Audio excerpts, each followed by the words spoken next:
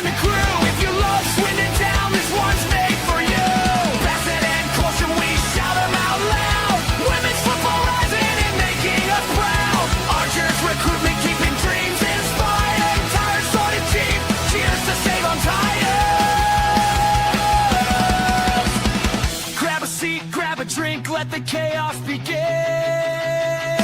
You're listening to Fools Rush In, where the passion and the chaos wins. Swindon Town pride, loud within. This is where the game and fun begin. You're listening to Fools Rush In, where the passion and the chaos wins. Swindon Town pride, loud within. This is where the game and fun begin. Grab a seat, grab a drink, let the chaos begin. Grab a seat, grab a drink, let the chaos begin. Grab a seat, grab a drink, let the chaos begin. Grab a seat, grab a drink, let the chaos begin. You're listening to Fools Rush In, where the passion and the chaos wins. Swindon Town pride, now within. This is where the game and fun begin. You're listening to Fools Rush In, where the passion and the chaos wins. Swindon Town pride, now within. This is where the game and fun begin.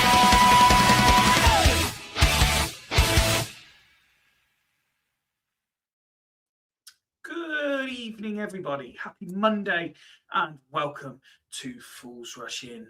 We had an extra day to calm down, having played our, suggestion that we played on Friday. We kind of appeared on Friday without doing much else. So surely everything has calmed down. I can assure you, after attending the doctors earlier and then taking my blood pressure, clearly that wasn't the case because it's still running extremely high. I have many questions that I want answering. I have a wonderful panel who are going to do their best to answer them for me, but I fear they may not be enough. So we need you. And with that being said, no matter where you are watching in the world, and yes, I mean the world because I get the stats that say we are watched internationally every week.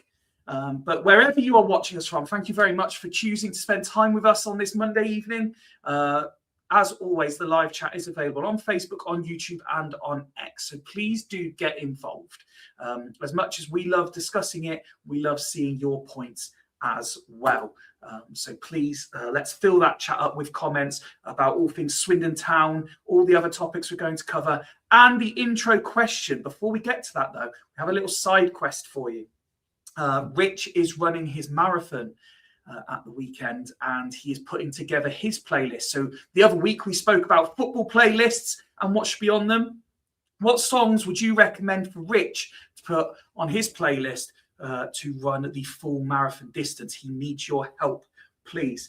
As for the intro question, at the weekend it was the Grand National. Hopefully you all won some money on that. I can tell you I didn't, but then I didn't participate by putting a bet on, so I'm not going to win anything.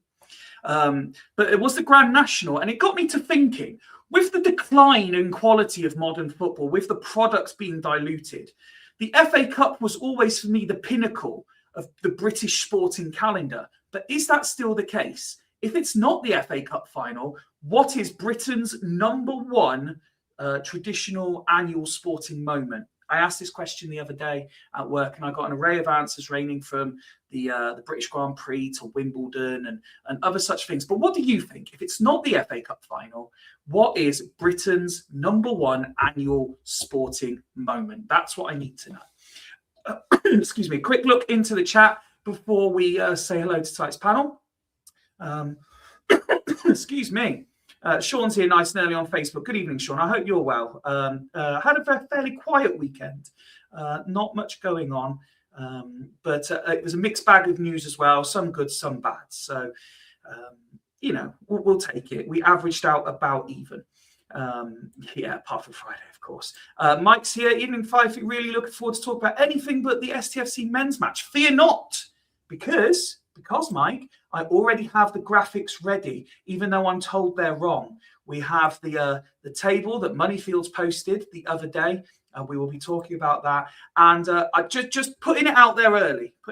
We do have this graphic, but I'm told that Bassett haven't updated this yet. So if you take caution from Bassett, who are the ones we talk about, add 1 game each, add 3 points each. Is basically how we're going to be talking about that later. So yes, there is other things to talk about, Mike. Fear not. What else have we got going on in the chat? Rachel's here. Hi, Rachel. All the way from Detroit, USA. This is what I'm saying. We are an internationally recognized podcast. Thank you, as ever, Rachel, for your support. We absolutely appreciate it. Paul says, evening from Lincoln, .. UK. Do you know what? The fact that we're able to get far and wide across the country, Paul, it warms my heart that we've got people from Lincoln listening in. What else have we got? Answers to the intro question coming in. Mike says snooker final at the Crucible. I actually suggested, is the darts at Christmas up there now as one of the fundamentals? I know a couple of our panelists are big fans, so we'll find out. Vitality Blast Finals Day, says Daniel. Do you know what, Dan? I've got a lot of respect for you because, as I keep pointing out, you're a Crawley fan. And although you've appeared on our show, you still tune in pretty much every episode to find out what's going on. I have a lot of respect for that. Thank you, mate. Sean says, when Cambridge beat Pox in the boat race. Yeah, great shout. And Paul's here, also on Facebook. Evening, everyone. Wantage Reds. Yes, nothing says travelling far and wide across the country than reaching Wantage. But thank you, Paul. Appreciate it. What else have we got? Big question today is, what do you think about the Stratton Bank Open? Don't you worry. I have that noted. I have thoughts, and it's probably not going to be popular. But we will find out. Boat race again, says Paul. And Graham's here on Facebook. Good evening, all. Another one from the USA. Come on, let's go. We really do need to arrange. I will speak to. I'll speak to the money men, and when I say the money men, all 3 of them are actually in tonight's panel. I will speak to the money men about Fools Rush America.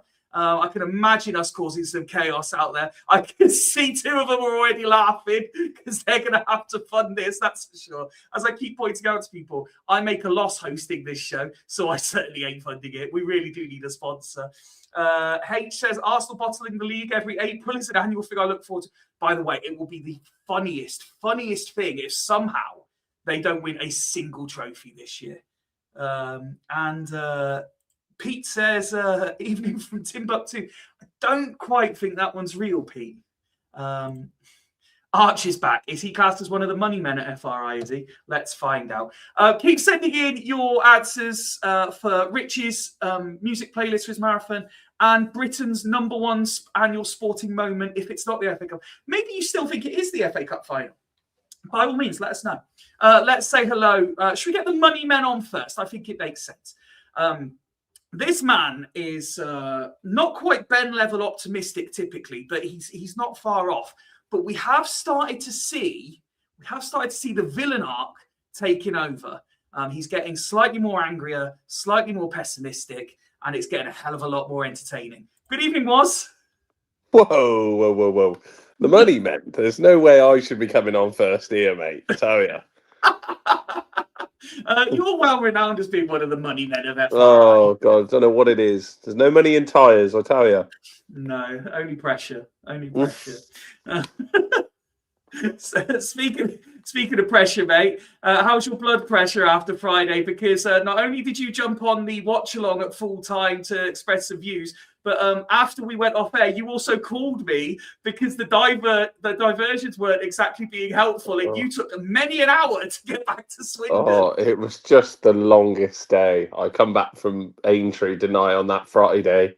So I literally left Aintree left Liverpool at 11, got back into Swindon at 10 to 3.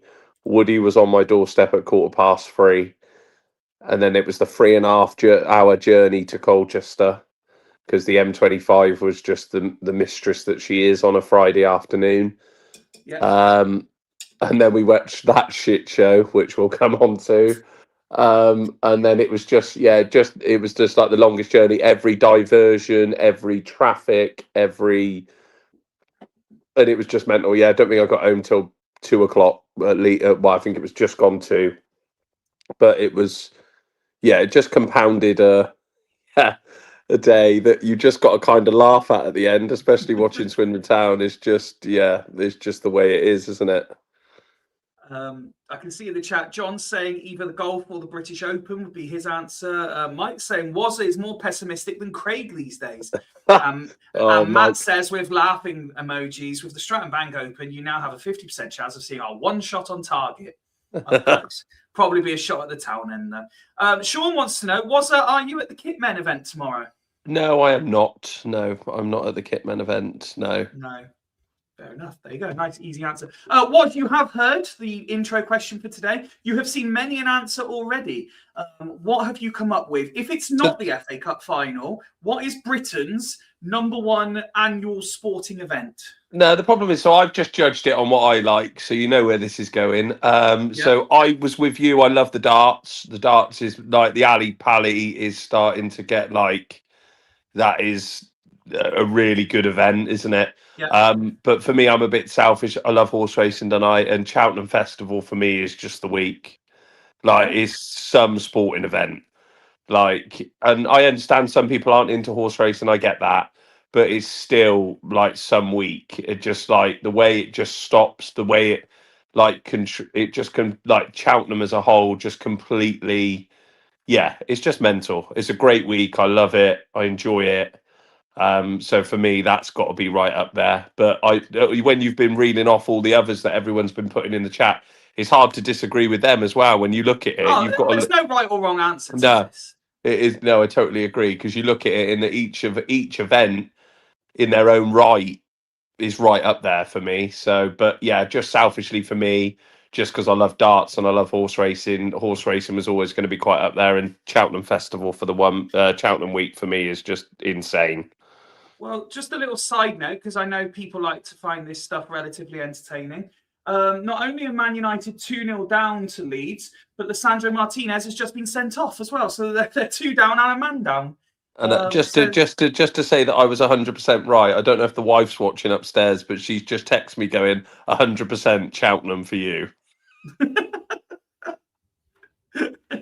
Superb stuff. It proves that you know each other well. So exactly, when we bring back FRI Mr. and Mrs., you two are going to... me and Al's will be well up there. Let's put it that way. Yeah, definitely. Do we want to see FRI Mr. and Mrs. this summer? Yeah, 100%. We haven't done it for 2 years. Let's maybe think about bringing it back. Most of the fools are coupled up now. In fact, I don't know if it's publicly official or not, but I think I'm the only single fool nowadays. We'll have to think about it, see what we can do. Is it? Yeah, I think so. I'm pretty sure. Anyway, we won't discuss that just in case it's not public knowledge, but I'm fairly confident I'm the only single fool nowadays. Speaking of fools that aren't single, but sticking with the Money Men theme, you've all been asking, and as something of a surprise even to me, off the injury bed and back on your screens. Evening, Nick. Here he is. Evening, boys. Hope everybody's well. If we're high on emotion, you're high on drugs at the minute, mate. How's recovery going? Yeah, it's going well. I'm quite pleased with progress. So doing all my exercises as prescribed on the ice machine as well, so that helps. Down to one crutch, so that's a move step forward. So yeah, it's all looking good. So I don't want to get too overconfident, but yeah, I'm quite happy where I am. Well, but as I said, don't worry. I might not make the full episode because I think I'll have to pull a Swindon and come off after 60 minutes. That's fine, mate. That's absolutely If you were doing fine. a Swindon, Nick, you'd be pulling off after half an hour, mate. So don't worry about that. You'll outlast Swindon tonight, mate. The other night, after 5 minutes, I think. Yeah. Nick, you've seen many things. You've been about a bit. If it's not the FA Cup final, what is Britain's #1 annual sporting event? I suppose for a single event, and it's the only time my wife ever puts a bet on, and even though it's on my Sky Bet and my money, she still puts a bet on. It's got to be the Grand National. Yeah, so it's as a single event, and I think probably more people watch and take an interest in that on that one race than any others. Any other people do. There's obviously thousands and thousands of people that'll be the only time they ever bet on a horse. So I would say the Grand National. Yeah, fair shout. John says it's public. It's on his WhatsApp pic. Who's he referring to? Do I need to pay closer attention to the Fools' WhatsApp pictures to find out who he's talking about? Interesting. Well, we are pleased to see you back, Nick. However long you can give us, it will be worthwhile. Thank you. Thank you for coming on. I'm Anyway, back. what this really needs is another money man. I mean, you two up the clout of this show considerably, but what I haven't seen either of you two have is clap on lights. So let's Now bring you're him on. you're Evening, going Rich. next. You're going next level now. Next Yeah. level. Here he is. I'm not even Look on the at the scale. money on this screen. I look like a hobo. How we doing, lads? All right? Yeah, all right, mate. How are you? Yeah, all good. Yeah, no, I feel good. Yeah, How are you feeling ahead of the marathon run? I'm doing a marathon this weekend. Who knew? So you've been telling us. Oh, have I? Oh, sorry.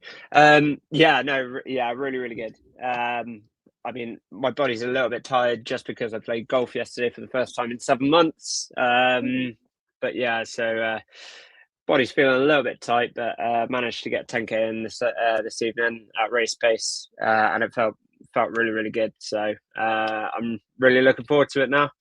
Countdown's on, so we're cooking on gas. So I'm just looking forward to the day now, and the weekend, and then the week off afterwards. So yeah, all happy days. Are you pulling a Greg James? Are you? You're doing one charity event and then having an amount of time off. That's what he did. Yeah. He did one thing for children in need and had 2 weeks off the radio. Yeah, no.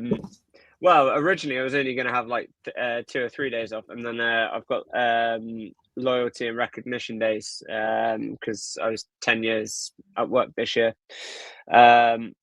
So I've managed to sneak a couple of extra days off. So I've got a week after the marathon off. So that'll be a very good time for me to recover and do whatever I want to do. Excellent. Yeah. So Peter said here that the National Tiddlywinks Championships is a shout. For you, Rich, if it's not the FA Cup, what is Britain's #1 annual sporting event? Yeah, I'm sort of in the same boat as Wazza because Wazza knows how much of a darts and a horse racing fan I am as well. I just bloody love Cheltenham. Gold Cup Day. There's not much better than that. And obviously the World Championships at Ali Pali. But I've been lucky enough to go to Wimbledon, and I can tell you it is an unbelievable day out. So the Wimbledon Championships, I will put up there as well, just to be different. But yeah, those 3 sporting events. I mean, do you know what's a shame? It's a shame that not one football sporting event is up there. I don't think there's one even in the top. There's certainly not one in the top 5, and I'm struggling to see if there's one in the top 10 at the moment. Because I mean, the FA Cup used to be such an amazing day, Champions League final too, but it's just not the same anymore. Are you suggesting that the Virtue Trophy isn't up there? God, blimey! I mean, I didn't actually think of that. Don't worry, we'll be talking about it later. It's on the list. Yes, we do. Now, this panel is fantastic. This is some of the all-time goated Fools.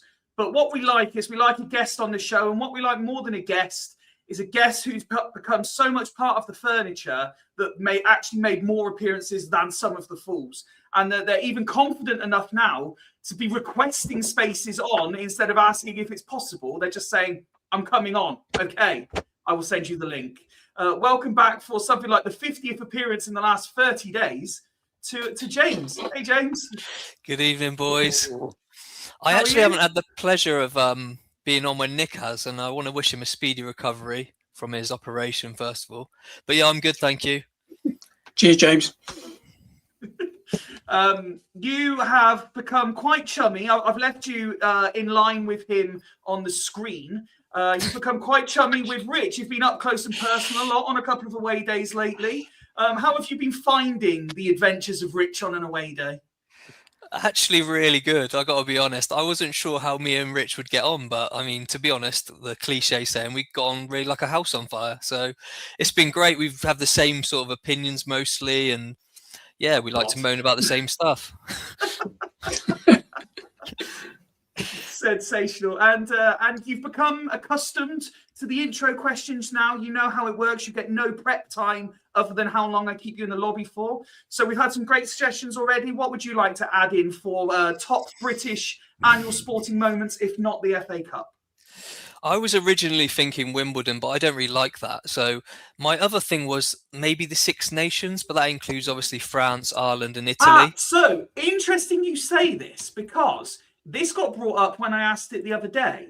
And I said, does it count because it includes the other nations? And the answer I got is yes, because it includes pretty much all of the British Isles and they all host parts of it. So it does count. So you want to throw the Six Nations in there, mate? You throw the Six Nations. Lovely. That'll do. Sensational stuff. Please do continue to let us know in the chat. I thought you said chubby at first. What to describe James? No way. Surely not.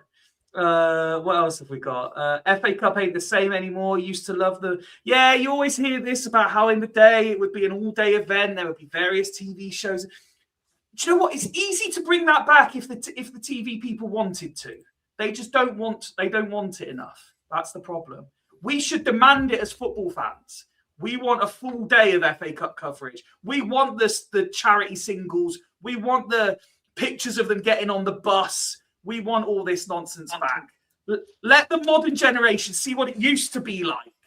That's what I say. Yeah, but Fyfie, that mean taking all the rest of the live football off of there. Because that was it. Stick the coverage on. Stick the coverage on BBC Three. The FA Cup final was the only live game you saw. Yeah, and that's why it was special. They can still have the build-up programs. They can still do that.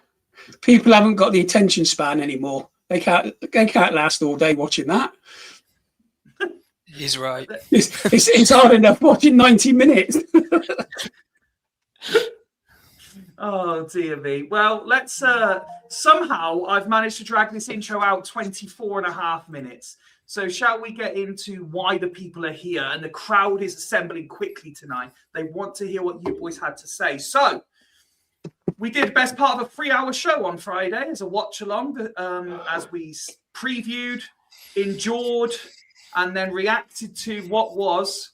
and I'm throwing it out there early. We don't normally do this, but please be warned. If you're of sensitive disposition, there is likely to be plenty of foul and or abusive language tonight, as we discussed Swindon Town, because we all sat through one way or another and endured that absolute clusterfuck of a performance, an absolute shit show from Holloway, and basically our season is all but done already.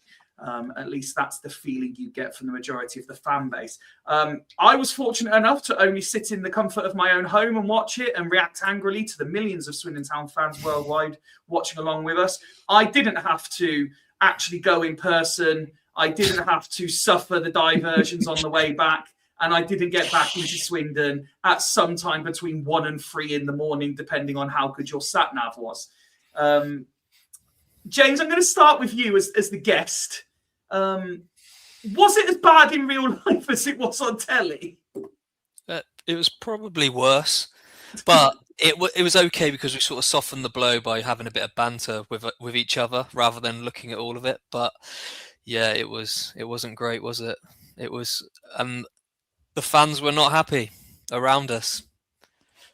No, so I've heard about this, and I don't know whether you can shed any light, but there were moments whereby, sorry to interrupt quickly, 10-man Man United 1, Leeds United 2. The comeback is on. If you're supporting red roses over white roses, this will be jammy Man United, by the way. Well, again, just side note because it's you, Rich. I may be wrong, but did I see that Rangers went from 2-0 down to win something like stupid like 6-3 yesterday? In the SPL. I think I saw the scoreline, but yeah, I wasn't paying too much attention to it. I was too busy. Anyway, back to James. I understand, and again, I wasn't there, so I don't know. I understand that certain sections of the fan base sort of very poignantly expressed their displeasure at the performance, and some of the other sections of the fan base weren't happy with the fan base doing that. Is this true? Was there infighting? Yes.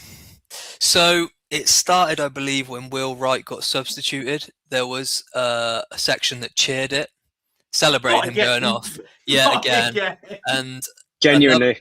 another section stood up out of their chairs, started shouting at them like, what the hell are you doing? If you're not real fans, support the team, show some real support. And to be honest, they are right, but the problem is people have travelled miles, alcohol's involved, emotions run high.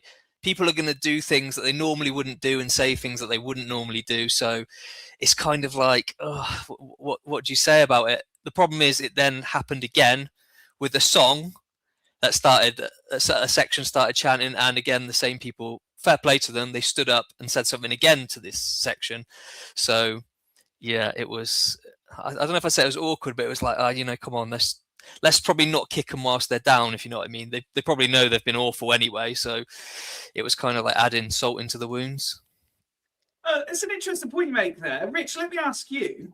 I was questioning on Friday when professional pride just kicks in, and whether it's tactical naivety or just general ineptitude. But there comes a point when you think, when do the players just say, I'm not accepting this being my level of performance, and they kick themselves into gear. So you just heard James say there, they probably know they've been rubbish. If they know they've been rubbish, can they just not get themselves out of that state of mind? Well, the problem is, though, some of the players that started, I don't think I've seen a good performance in months. Well, I mean, to be fair, I've not seen a good Swindon Town performance in months, but I don't think I've ever seen a good performance from half of them.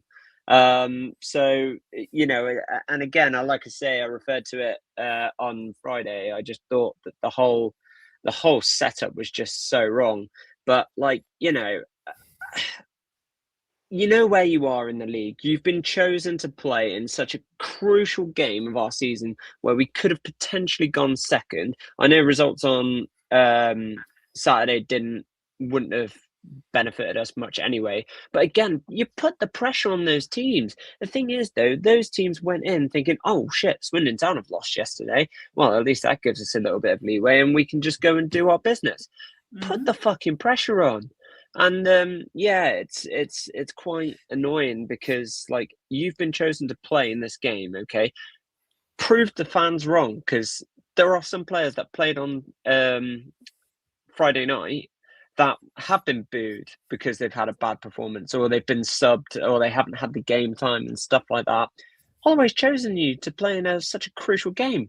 Fucking prove it. Prove why you should be in the squad for the remaining 4 games and prove us wrong. Because I tell you what, we all thought when we all saw that team on Friday night, we're thinking, we're fucked. Nobody was confident, were they? Nobody was confident when they saw that team, And, and again, like I say, it comes down to pride and actually wanting to prove yourself and not be a passenger. There were so many passengers on Friday night. And it was just, it was just such a, it's just so bad. And I was saying to James on the way home, and I was like, I can't even blame them because they didn't choose the team.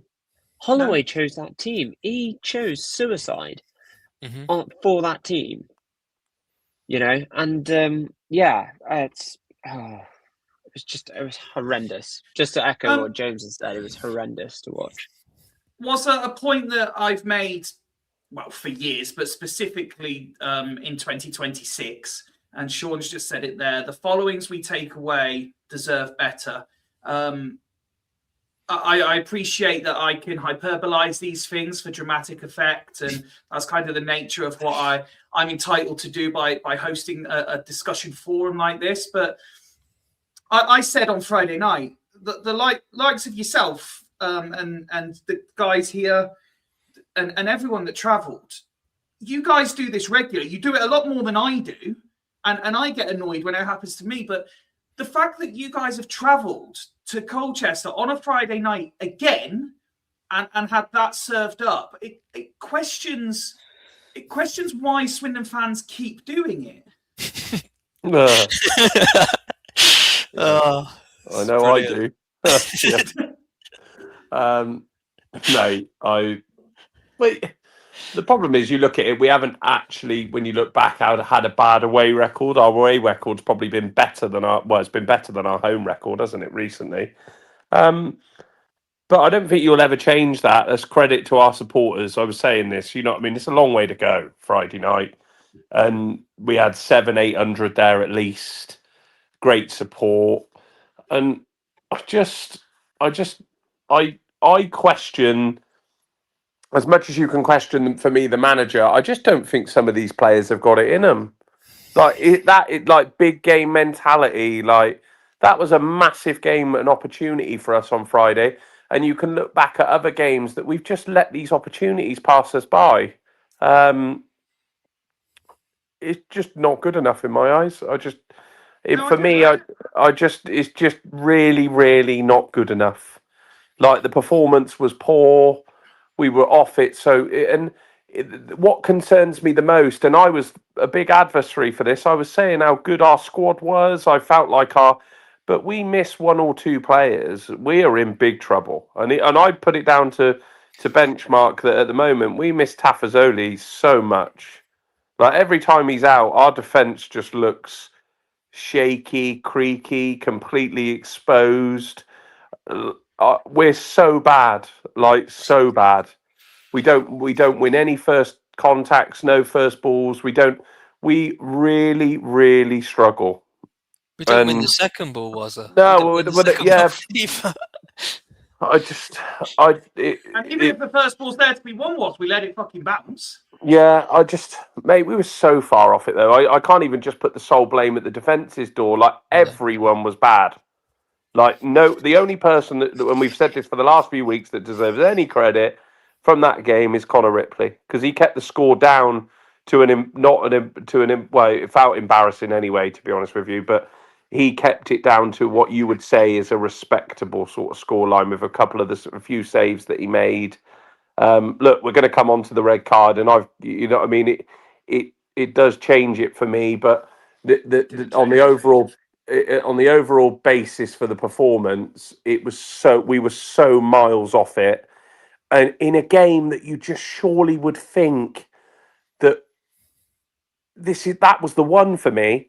I look at you look at the table, and I didn't even worry about, if you win on Friday night, Saturday's results don't really matter, because, like, even we'd still only be like 2 points behind MK. We'd be right in the mix with Cambridge and Notts County.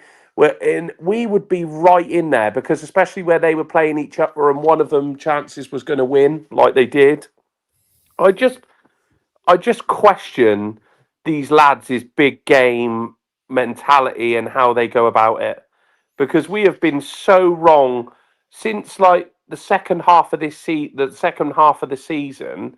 When it comes to crunch time now, where you start thinking, God, that you've got to put your foot down and you've got to try and get in, you've got to win these games of football.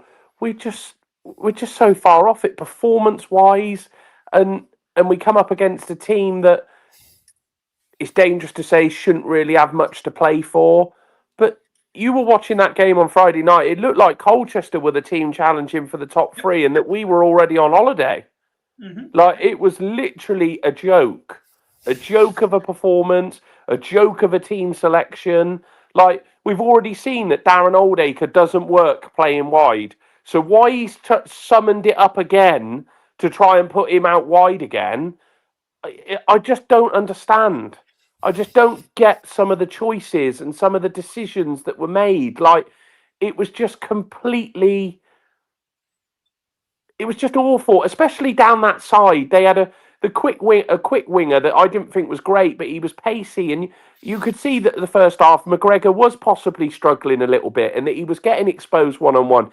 So you needed someone like an Ola Kigby or a Holman or someone down, just to maybe give McGregor a bit of support and to stop us getting completely exposed. But it was the same down the left as well. The wingers were just making a mockery of our fullbacks, and I've quite liked Jake Batty, but he just had a bit of an off game. Well, they all did, but he was one as well. We just got completely exposed down the sides, and I just don't think it helped that Junior Hoylett and Oldacre were our two wide men that you would expect. Look, if you're not going to give us a hand going that way, you've got to do an awful lot more going that way. And they did bugger all in either for me. They just completely offered nothing defensively to help and nothing going forward. So we were just completely exposed, and Colchester rang rings round us. Absolutely Fyfie, rang rings. Fyfie, can I just add 2 points just very quickly on to what You was can. just said there? We made a mid-table team look like they were already champions in League Two. Not for the first time. And yeah, exactly. Second as well, and I completely agree with Wazza in regards to Jake Batty. And actually, I personally feel that's 2 games on the bounce for me that he's not been at the races. Because the last home game we played, I thought he was awful. Oh no, was it Cambridge? I can't remember. It was one of the games. It was one of the games. I can't remember.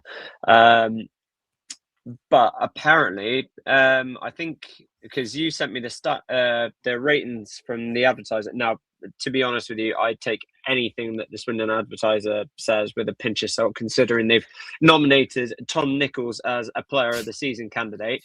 But I'm pretty sure they said, and quote me if I'm wrong on this one, James, but they said that Jake Batty was man of the match. No, there's no way. There's no way. Did he get a 5? I'm not sure. I thought. Yeah, Bowling he got a higher rating than majority of players. I think majority of the players got 3, and I'm pretty sure Jake Batty got a 5. I feel. But though, again, sorry, carry on. I was just going to say, but to be honest with you, that just sums everything up, innit? But I agree with Wazza. I thought Jake Batty was awful. I have them here for you, Rich, just very quickly. Ripley 6, McGregor 3, Knight LaBelle 3, Wright 3, Batty 4, Ball 1, Nichols 2, Borland 4, Oldacre 3, Drinnan 4, Hoylett 4, Clark 4, Holman 4, Palmer 2, Mabete 5, Bowden 4. Yeah, I thought Mabete did really well when he came on, to be fair. Oh, easy at 3-0 down. I can't, I know we all love Mabete and a lot of people do. But I just any of us could have come on and done a bit better than what some of our defence showed on Friday night. I'm sorry, Nick on one leg could have come on and shown a little bit more than what some of them. At least he would have shown a bit of fight and passion. I'm sorry, I like Mabete, but it was just for me that it was done. If you want Phil Mabete to come in and make a difference, then when we're down to 10 men, bring him on at half time if you want to show him and show a bit of his character and a bit of show a bit of fight and stuff like that. But when you bring him on when we were 3-0 down and just getting absolutely slaughtered, I agree. Played a few decent challenges, got himself stuck in, which we always see from Mabete. So on the back of these comments that the guys have made, and Nick, I'll bring you in at this point. On the back of the comments the lads have made here, and some of the comments that came into our live chat Friday night, some of the posts people have made on social media, it's kind of a 2-part question. One, how can we as fans see the same things happening every week, but Holloway doesn't seem to see it? And are people right to maybe start questioning Mr. 1,000+ games and his ability to get us over the line? Yeah, to answer the second part first, I'd put the total blame on Holloway. He hasn't set up teams correctly. He's been too reliant on bringing people on in the last 30 minutes in throwing 5 forwards on. We should be going out to win a game from minute 1. We should be putting whatever he considers the strongest team that can win a game. And you want in this league, you want players with pace, and you want players that can actually string more than 3 passes together. When is that? I think it was about the 88th minute that we actually had a move where we passed it about through 6 or 7 players. And that was the only move we had in the game. And by then they were saying, well, crack on because we're okay. And so I blame Holloway. The midfield has been abysmal for weeks and weeks and weeks. And we've all highlighted it week after week after week. Kilkenny's probably our best midfielder and he's been poor. So, I mean, what the answer to that is, I don't know, but there's got to be a better answer than we've had. It's all right, And the 'cause- criminal thing, the criminal thing on Friday was he didn't make changes at half time. He stuck into this 60 minutes. We'll make a change at 60 minutes. Everybody could see you had to make a change at half time. You needed an outlet. You wanted a pacey winger. Oh, he sat on his ass for the whole game. And you want to shore up the defence. And, you know, the lads on FRI who are coaches, 2 banks of 4, hold it in, don't make any mistakes, get them frustrated, hit them on the break. Did we do that? Did we? Hell. So I'm blaming Holloway.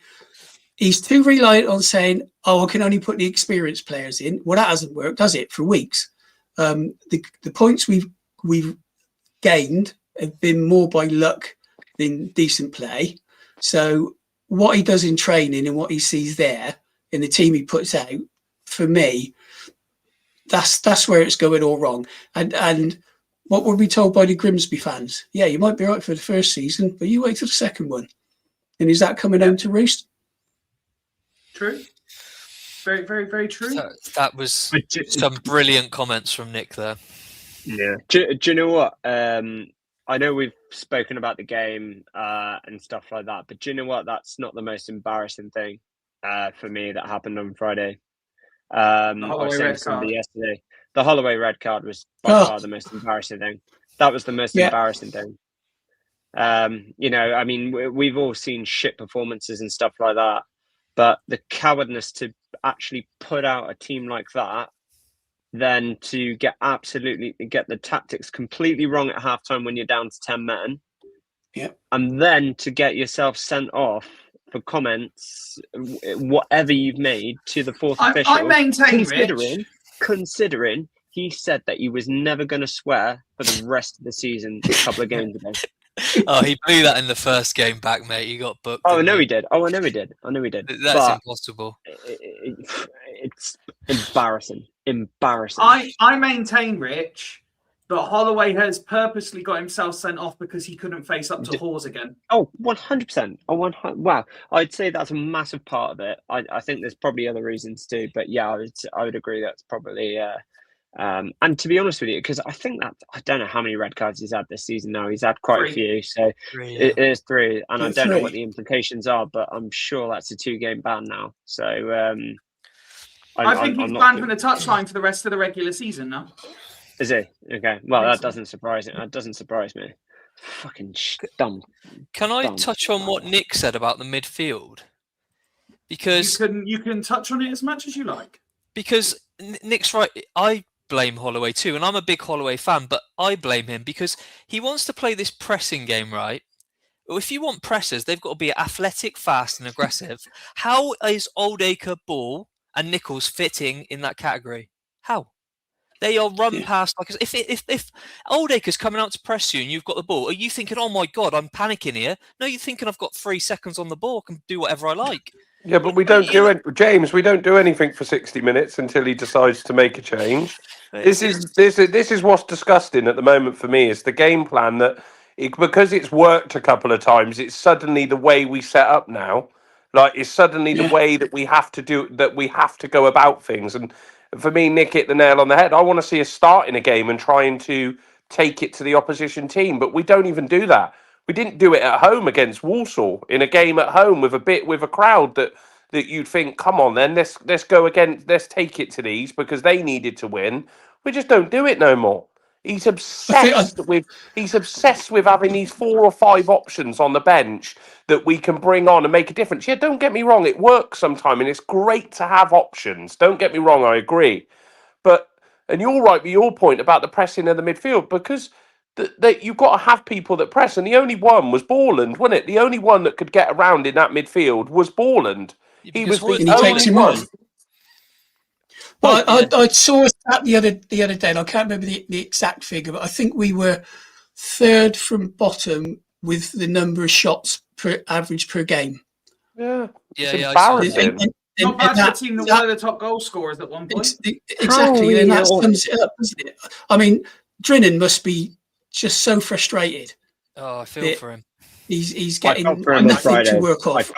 I felt for him on Friday. nothing to work Literally, off it's of. literally you had the formation and literally just Drinnen just as a pony up top, and it's just like It's like me going to the park with my ball, throwing it for my dog, and saying chase that, because that's all he's getting. He gets nothing. I'm watching, thinking, and some fans are saying stuff about him. I'm thinking he has nothing to work with. No one's on his wavelength. There's no chemistry around him. It's just, I feel sorry for Drinnen, personally. Yeah, 100%. I have to say I'm kind of on the fence with that one. I fully understand, appreciate, and agree mostly with what you say, but I also feel his work ethic has dropped significantly in 2026. He's not helping himself. But what can he do? He's just chasing shadows, though. He's just chasing they're like nothing balls. There's no quality. It's just like hit that into that corner. Please chase it and do something. And most of the time, to his credit, he turns nothing into something. He gets a corner. He gets a cross in. He holds it up. I know he's not great in the air for flick-ons, but he's just basically running around chasing shadows. Yeah, but the other thing, James, is when he does that, who's coming from midfield to support him? Oh, they're nowhere near him. Yeah, they're nowhere near him. They're Nobody. miles away from him. I'll tell you. Sorry, just one other point, which was the real galling thing after match, is I can't remember which Cowley it was. I think it's Nicky Cowley, or I don't know. It's Danny Cowley. Spoke about how they set up tactically in what they did, and that was streets ahead of what we get and what we hear. And they got it spot on. And I know a lot of people don't like the Cowleys, but his after-match summary, you could see what they were doing, and they knew exactly what to do throughout the game to put them in a position for that victory.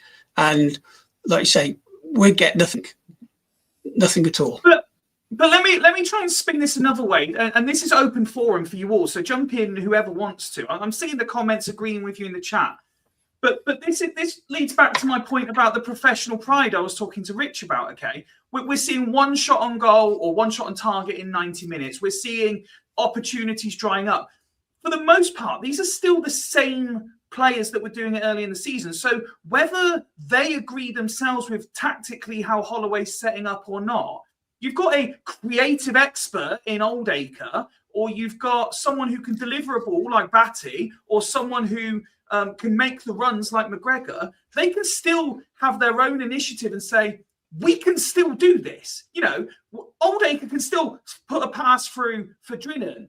Hoylett can equally thread a ball through for Drinnen if he really wants to. Why are they not just naturally doing it? It's their natural game. Fyfie, professional pride comes from leaders. It comes from having a core of the team. And the only person we had out there with professional pride on Friday night was Connor Ripley. And he can't be anywhere. He's got to be on his goal line or in his box or whatever like that. And we keep going back to this, and I keep going back to this. And I know it's wrong because they're always missing. But when you haven't got Ollie Clark, when you haven't got Tafazoli, when you haven't got those characters like that, because in injuries, whatever, we could talk about injuries all for the rest of the night, couldn't we? Whether we've been unfortunate, whether we've been unlucky, whether these players are just injury prone and they're not right and we took a punt on them and it hasn't worked. But when we haven't got Tafazoli, when we haven't got Ollie Clark, we are fragile. And that is mentally and quality wise, because we are so far off it. And it looked, and I think Sean said the point earlier, it was men versus boys, because they had experienced heads and we were nowhere near. So just on that, because I do understand and I appreciate that, and I'll take Ripley aside because I feel he is he doesn't deserve any of the criticism that's going to continue to follow. And I know certain people here are considered pantomime villains in this subject, but when you consider, okay, you've got a Will Wright in this team starting, you've got a Tom Nichols in this team starting, you've got a Junior Hoylett in this team starting, and you've got an Aaron Drinnen in this team. That spine has more than enough experience, should have more than enough character, enough know-how to guide some of these. All right, take Borland, for example. Nick made a great point. Borland was the only midfielder who was actually attempting to tackle anybody. So what happened? He got subbed off. But you've got all these other players, like I just mentioned, that have been there, done it, got the T-shirts. They know exactly what's required, and they're not leading by example. Because they're so far out of form, it's a joke. Like, all of them. Like, every single one that you've just mentioned there. Will Wright, been awful for weeks. Tom Nichols, probably been awful for months. Junior Hoylett, I like him, but just hasn't done enough. Probably still jet lagged from his Canada trip. And I just, yeah, sorry, I had to bring that up. Sorry, was a hate sticks. I just, there's just not enough. There's not enough for me. Not enough. And we were crying out at the start of the season, and we said we wanted experience, and we felt like we brought it in. But till the shit hits the fan, and until you're in those pressure cooker situations like we were in on Friday night, down to 10 men away from home in a game that we wanted to win, that's not thing. I was stood there at half time and I was going, look, if the right changes are made, we've got still a massive chance in this game, because this is just the way we've set up recently, that we just seem to hang on into a game or stay in the game at half time. It had the feel of Cambridge about it. I was stood around talking to Joe, and he just said it just felt the same. And you know what I mean, that we were going to find a way just to get to nick this or to win it. And even the players, when they ran on the pitch after half time, they seemed like they. But as soon as they get that first and second goal, the wind just went out of our sails, and then you can start questioning the professional pride, because I just feel a few of them just went through the motions for that last 35 minutes.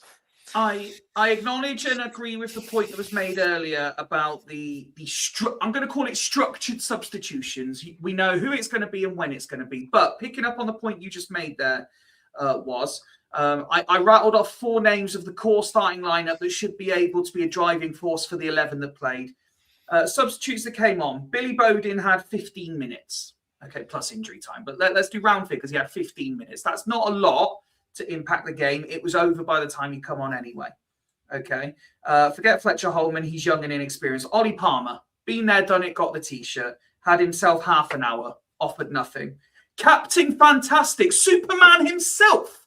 Ollie Clark came on and no fucker realised, because in half an hour, he did nothing. Nothing to influence the game. He looked like he could hardly move. Yeah, he's something wrong. Why is he there? So why is he there? Well, because he's desperate. He's desperate. Everything that Holloway's doing at the moment is desperate. His running gate was off. Yeah, and everything. it's like you can't blame Ollie Clark if he looks at his skipper. No. There's no way Ollie Clark. One thing you can't question with Ollie Clark is that he will run about on one leg if his manager asks him to, and that's exactly what he did on Friday night. He come on, he tried to calm the ship, he tried to make sure that people were doing their jobs properly, and that's one thing I can't, you know what I mean, I can't question. It's a hamstring injury like we seem to be chatting about all the time, don't we? He for me, if we were in good form and we were winning games, there's no way that Ollie Clark even makes the squad at the minute. Like, but it's just, it's desperate times, it's crunch time, and we haven't got the experience, and it was just plain ridiculous. He should have made all 3 of those changes that he made at halftime, except Borland, because I wouldn't have took Borland off. I would have took Oldacre off. I would have took Oldacre, Hoylett, and Nichols off, and you would have brought on the energy that he brought on in Holman, Clark. You know what I mean? And maybe I would have gone Ola Kigby and saved Palmer for later in the game, because whoever said it earlier, we were crying out for energy. You needed it when you're down to 10 men. And Oldacre is a passenger for us when we've got 11 men. He was even more so a passenger when we've got 10, because it was like we were playing with 9. He's a luxury footballer. Don't get me wrong, he can make things happen. He can. And I will say devil's advocate with that. Even though we haven't seen it enough, he technically is a good footballer. But he will not offer you anything going the other way. And when you are crying out for some energy because it needs to be different, Holloway let us down because he did not make the changes at half time, which I was absolutely astounded about. The way that they were warming up out there, that Holman was warming up quite vigorously, I was thinking at least he's going to make one or two here just to try and help us to shore it up, to give us a bit fresh legs and energy. But he did do nothing. And he let us down because he thought that plan A, which is what we always go to at the moment, was going to happen. But the goalposts were moved because of the sending off, and we needed it to change, and our manager just completely let us down in that situation. For me, it was just awful. So I'd have just loved to hear what Holloway had to say about that performance. I just wanted to hear. I mean, he was too chicken shit to tell you, though, Rich. No, I know. This is the problem, and that's it's just so cowardly, so cowardly. Cowardly is a great word for it. He probably wasn't allowed to because of the sending off. I don't know how it works. That was the exact reason. You know, Wazza said earlier about leaders and mentality. So this is my other issue with Holloway. And again, this is on Holloway. He picks it. So you've picked a player in Will Wright as a captain, right? So captains for me, there's two types of captain. One is that leads by example, a Harry Kane type. You know, he's not really vocal, aggressive, but he leads by example. Then the other type is more like Roy Keane, you know, gets stuck in, G's the team up, aggressive, you know, come on, boys. And you follow him. Will Wright, and I don't want to make him a pantomime villain here, he is neither of those players. He doesn't inspire the team. You know, for the second goal, I looked at him half-heartedly try and win the header for the headed goal. And then he's going, come on, boys. And I'm thinking, really? Because if I'm playing a team with you and you've just half jumped for that header and then you're telling us to come on, I'm not feeling inspired or I'm not going with you. Do you know what I mean? Like, he's not a captain. Do you know what? I'm going to play devil's advocate here because anyone who's watched Fools Rush in the last 12 to 18 months will know exactly my thoughts on Will Wright. But I'm going to play devil's advocate here just in the name of balance. You know, the one thing I will give Will Wright to his absolute credit, good, bad, indifferent or otherwise, at least he is there. Do you know who isn't there? Ollie Clark. Do you know who isn't there? Tafazorli. Will Wright is always there come hell or high water. Ollie Clark is either getting himself suspended for half a season or fucking injured. Tafazorli can't last more than 2 games without damaging himself, never mind damaging anybody else. At least I will give the only credit I will give Will Wright. Are we supposed to be happy about there that? Standing up to be counted. If anything, because I agree with your point, James, Connor Ripley should be the fucking captain. Well, on Friday, easily. But someone said something there, Nigel, he says Will Wright has more on his mind. And I agree with that. His personal problems, they're totally separate. That's bad what's happened to his family and stuff. Yeah. And I don't want to get involved in that. But then that's Holloway that's picking him. Yeah, he shouldn't play. Yeah, he shouldn't be playing. His mind's not right. He shouldn't be playing. And that's Holloway again. It isn't Will Wright. And that's why when people are like cheering him off and that, I totally disagree with that. Because like I said, he probably knows he's had a stinker. He's got problems at home. But he's been put in that situation. And now look, it's made him look even worse. So that's my main issue. The only captain and leaders, like Wazza said, is Ollie Clark and Tafazorli for me, and Ripley. They're the only 3 that could ever wear that armband. You cannot rely on Clark or Tafazorli. You cannot rely on them. Currently, no, but then it's got to be Ripley, currently right? About it for the entire season, you cannot rely on them. Wasn't captain against but this comes down to the recruitment then, and we'll have this conversation at the end of the season, won't we? Because you can't, like, players get injured, and some players are just injury prone. We knew this with Tafazorli.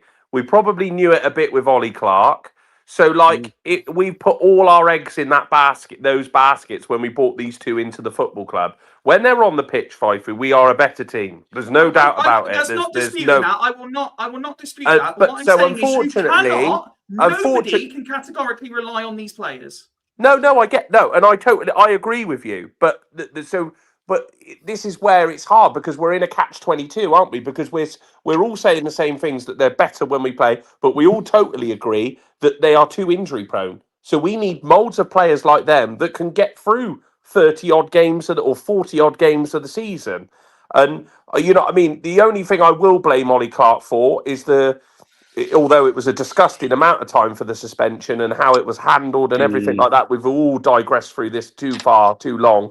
But injuries are injuries. They're part of footballers. They're part of every day in this game. And whether we're doing something wrong as a football club, like how we've picked up so many hamstring injuries, like what this do you look into something that the football club is doing? Is it something wrong there, or what's going on? Because we just woke nonsense is what it is.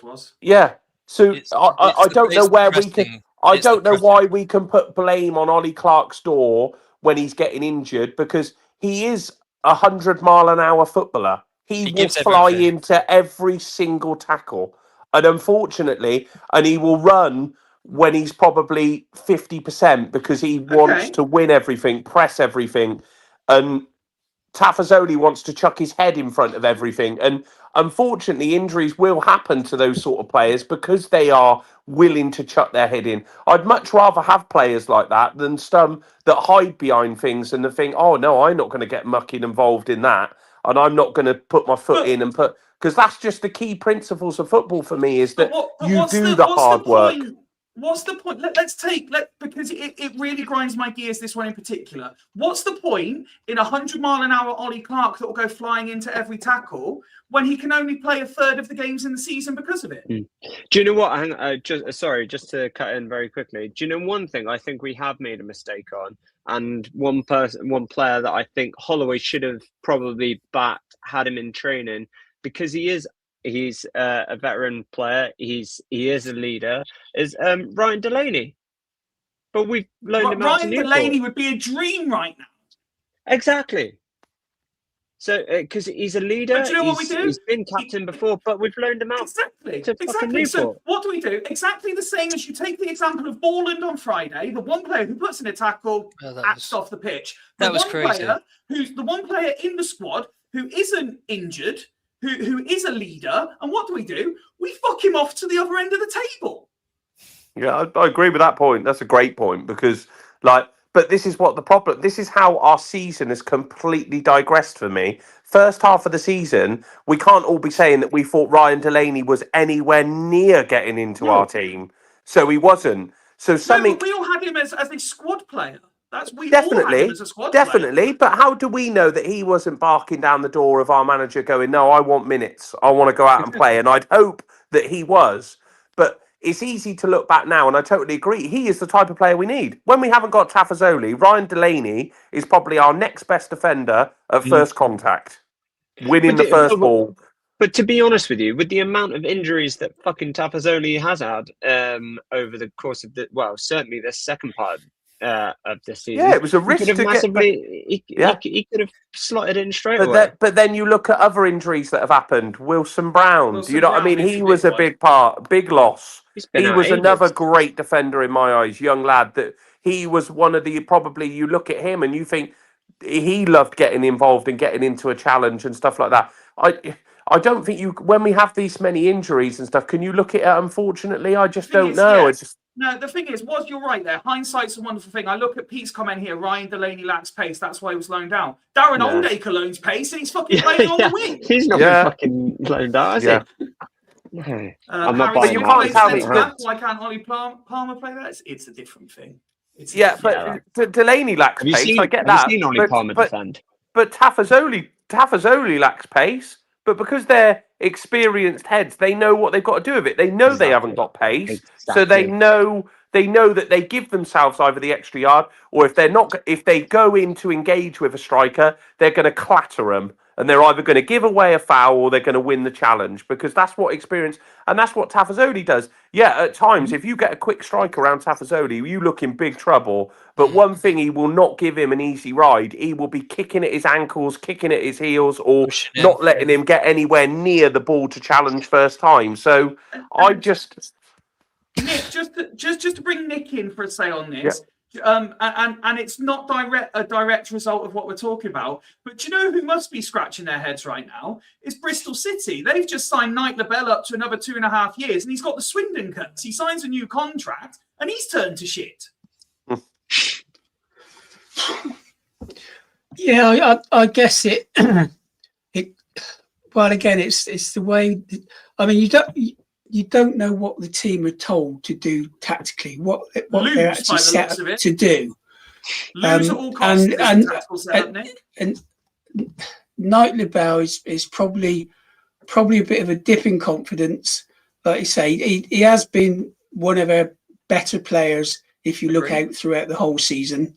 And he probably needs somebody like Tafazoli alongside him, or even a Delaney alongside him, someone with that extra bit of experience. Although I think you made the point a few weeks ago, Fyfie, that he had Wilson Brown alongside him, and they played well together. And it's probably just a bit of a dip in confidence. And it is always going to happen, especially when the whole team is struggling. And then they're fearful of making a mistake. And then if they're playing out from the back and our famous midfield, nobody's showing for the ball. So what happens? Midfield. It gets hoofed long, and then it comes straight back at you, and then you're on the back foot straight away. So they're under pressure all the time. Our defence is totally under pressure. So I wouldn't put a lot of blame on Knight LaBelle. Bristol City, they know they've got a player there, and they've done the right thing in signing him up, and he'll probably be in League One next season. Not with us, but with somebody else. Yeah, what I do love about Swindon fans is the sheer. I don't want to use hypocrisy, and I'm certainly not calling you out when I flash your comment up when you say this, but we're talking about how our non-existent midfield that isn't mobile, and then you throw in comments like Palmer should be playing in midfield. He means the 10, though, right? He means the 10. Yeah, a free roll. A free roll. Yeah, but that worked. I think that worked for about one game, didn't it? Yeah, against Bromley. I can't remember which one it was. It was Bromley. To be fair. Bromley. Yeah. So while we are talking players, we can circle back and discuss other bits of Colchester as the conversation develops. But it would be wrong of us at this point not to interject the next subject matter. If you haven't seen the news yet, the aforementioned Ryan Tafazoli, the should-be vice captain, as some would have it, even though he's not there for 3/4 of the games, has unfortunately damaged his elbow. The club have announced that they are seeking medical advice on further issues. But it's okay, everyone. Don't panic, because TikTok Taff has had his say on the situation, and he said, don't worry, I don't need it anyway. Now, all this is for me, and this is probably going to be unpopular, and I know there's one or two of you that are a big fan of his, and you will leap to his defense when I say this. That is a major PR stunt for him, because he's going to be told that he's probably not able to play now until the end of the season to make it recover properly. But he looks like, look, lads, I want to. They're saying no. No, fuck off. Don't raise people's spirits unless you actually know. Until I see a picture of you training in a cast saying, I will be fit to play, absolutely guaranteed. Do not be raising people's spirits by saying, oh, the medical guys have said no, but I don't need my elbow to play. Fuck off. It's a PR stunt from Tafazoli. Nothing more. I'm not sure, Fyfie, and I'll tell you why, because I know for a fact he tried to play on Friday and they wouldn't let him. So I don't believe it is a PR stunt. I think he really wants to play. I think he really wants to help the team. And if I hadn't heard that, then I'd be like, oh, maybe. But he wanted to play Friday and the medical staff would not let him. So I wanted to play Friday. Do you know what it is with him? Fair, he was out on the track as well, and he was out on the track running on Saturday as well. Actually, that's a good point that's been made, and I think it's been made previously. Is medical staff, and it was brought up to say that these players can only last 60 minutes in a game. I mean, where's all that come from? It just seems to be that who's dictating how long players can be out on the pitch. I mean, because seasons ago, players would have to be dragged off the pitch. It's players who want to play for the shirt run their guts out for 90 minutes, whatever. But it seems to be that listen, if he turns they're wrapped up in cotton wool. Yeah. I think that injury as well. I don't think we can say to him, "Oh, he's a sick note for that injury." This one, because it was right on my side, and the striker's purposely fouled him mid-air, and as he's literally tipped upwards, and he's landed on his arm, literally like a handstand, Tafazoli, and then he's holding his I'm not arm. calling it a sick note for the injury. The injury is genuine. I don't have an issue with the injury. What I have an issue with is him coming out making comments saying, "I don't need it. I'll play." But I think he's genuine. He's not going to be allowed to. Yeah, no, I agree with Fyfie on this one, to be fair. Yeah, no, absolutely. But I think he will play. I'm happy to apologise. If he rocks up on Saturday, gets 90 minutes with a cast on, fine. But then we've also seen it the other way. Do you know what I can see happening? To prove a point, he'll turn up, do a Nathan Thompson, and disappear down the fucking thing on after 5 minutes. Yeah. The thing is, how do you protect that injury? Because if it's a cast on, you can't put a cast on an elbow. Yeah, you can't, right? So it's only protection. You can only have protection there and painkillers. And if he plays through that, I mean, you can't say anything because that's sort of warrior mentality. So if he does do that, yeah, but I don't think he will. I'm sitting here now telling you I don't think he turns up on Saturday. No, I'd agree with Fyfie. At least we've got a load of other centre halves to cover. The thing is with him as well, he headers it 50 yards out. Our other defenders head it 10 to 20 yards out. No, yeah, I've had this argument with you before. He does. So he has an incredible record of winning the header. I'll tell you what else he's got: an incredible record of heading it straight to an opposition player. None of his headers go to a Swindon Town player. Everyone was 10 yards outside the penalty area to an opposition player. It clears the danger. No, it doesn't. It just creates another opportunity. Yeah, but Fyfie wins them.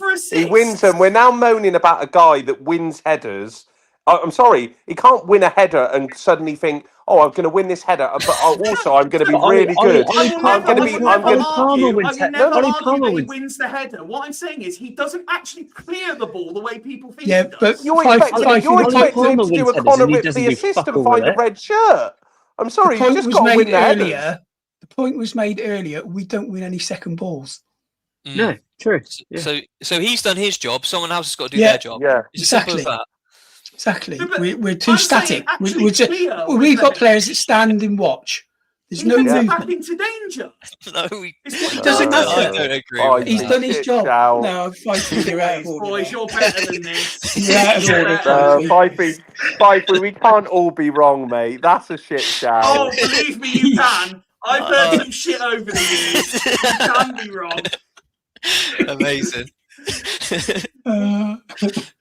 Fyfie will go with the majority on this. It's not the first time. It's not the first time, and I just play the host card, and it's my show. I'm right. Yeah, okay. You're allowed that card. You can have that card. All right. Yeah, but you're still right. But you in your head, you can say you're right. But all the way, Fyfie. Before we go on about players, though, head loss. You want a Fyfie head loss? Go back and watch when we could see the goals on Friday. And I still maintain I want Holloway out now. He will not get us over the line. Fyfie, this deserves a bit of attention from us on Friday, right? Just to play a bit of devil's advocate. And I've been reading a lot of this, and a few of it's come from you. And I sort of disagreed. I disagreed with Woody in the car. I kind of disagree with you. Sending offs have a massive bearing on football. Oh, it had full bearing on the game at all. I'm sorry, it would. It did. It did. Okay. Let's analyse this. How good were we with 11 men? We weren't great, but we weren't losing the football match either. How good were we with 10 men? We were absolutely diabolical with 10 men, and we conceded 3 goals. Yeah. So we were awful, and then we were awful. But big decisions in games, like I feel the way that we're playing at the moment, we get to that second half with 11 men and Colchester get into halftime like we did at 0-0. That I feel then our plan is in action of what we're going to do. Whether you disagree with the plan or whether you like the plan or whether you don't, the way that we've been playing at the moment is and the way that Marcus talked at the end, they seem to be all bloody behind it because the way even Marcus was. Talked at the end, I've got a real issue with. Yeah, but I'm sorry, the referee was fucking diabolical. He I'm was not in the business of awful. blaming the referees, though. The But referee doesn't justify that performance. But he justifies the red card because it's the worst decision. It is an awful decision. No. I'll tell you what the worst decision is. No subs at half time is the worst decision. Yeah. But it's still an awful decision. Like, it's never a red card. Absolutely horrendous. It is a red card, by the way. Oh my God, Fyfie, no, you can. Fyfie's lost it. Fyfie, are you on? He's after us. Fyfie, it's And let me throw never a another red one at you. card. It is a red card. It is a red card. For me, if it was the other way around, you are screaming for it. No. Of course, everyone does that. Right? But let me throw the age-old football adage at you that Mike has also done. 10 men are harder to play against was. Oh, yeah? that's just No, a cliche. that's But rubbish line, I know rubbish what you're going to line. say. That's a load of I know what you're going to nonsense. say. Wait. You're going to say it's a cliche. It's not the case. It's Okay. not. A different situation, but let me remind you of something. We went Oh, down you're going to to go 10 back men. to... Yeah, No. We went down to 10 men against a mid-table team who had nothing to play for, and we were fucking awful, okay? Now let me look at another game, admittedly different situation, but another team chasing promotion. We're playing a team chasing promotion. Not only did they go down to 10 men, they fucking went and scored again. Do you know what? I'm actually scored again. Fyfie. I'm gonna. Yeah, but they were 3-0 up, weren't they? Hang They on. were 3-0 up when the red came. Sorry. 2-0 I'm when going the to cut red in. came. Sorry. Playing against 10 men is only more difficult if you have a manager that knows what to do and not to commit football suicide. Fucking games. No, but what I'm not trying to do here is I'm not trying to dismiss the performance. Nowhere far from it. But what I'm trying to say to you that it is an awful, awful decision from this referee. It was a fucking shocker.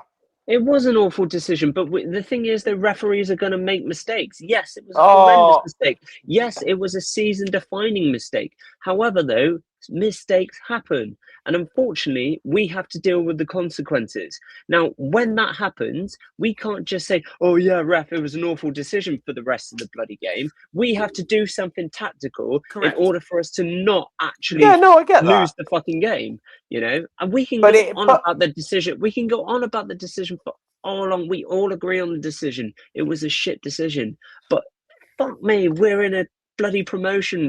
Do you think anybody else is going to... The problem is, and I've got no problem. I've got no problem in adversary.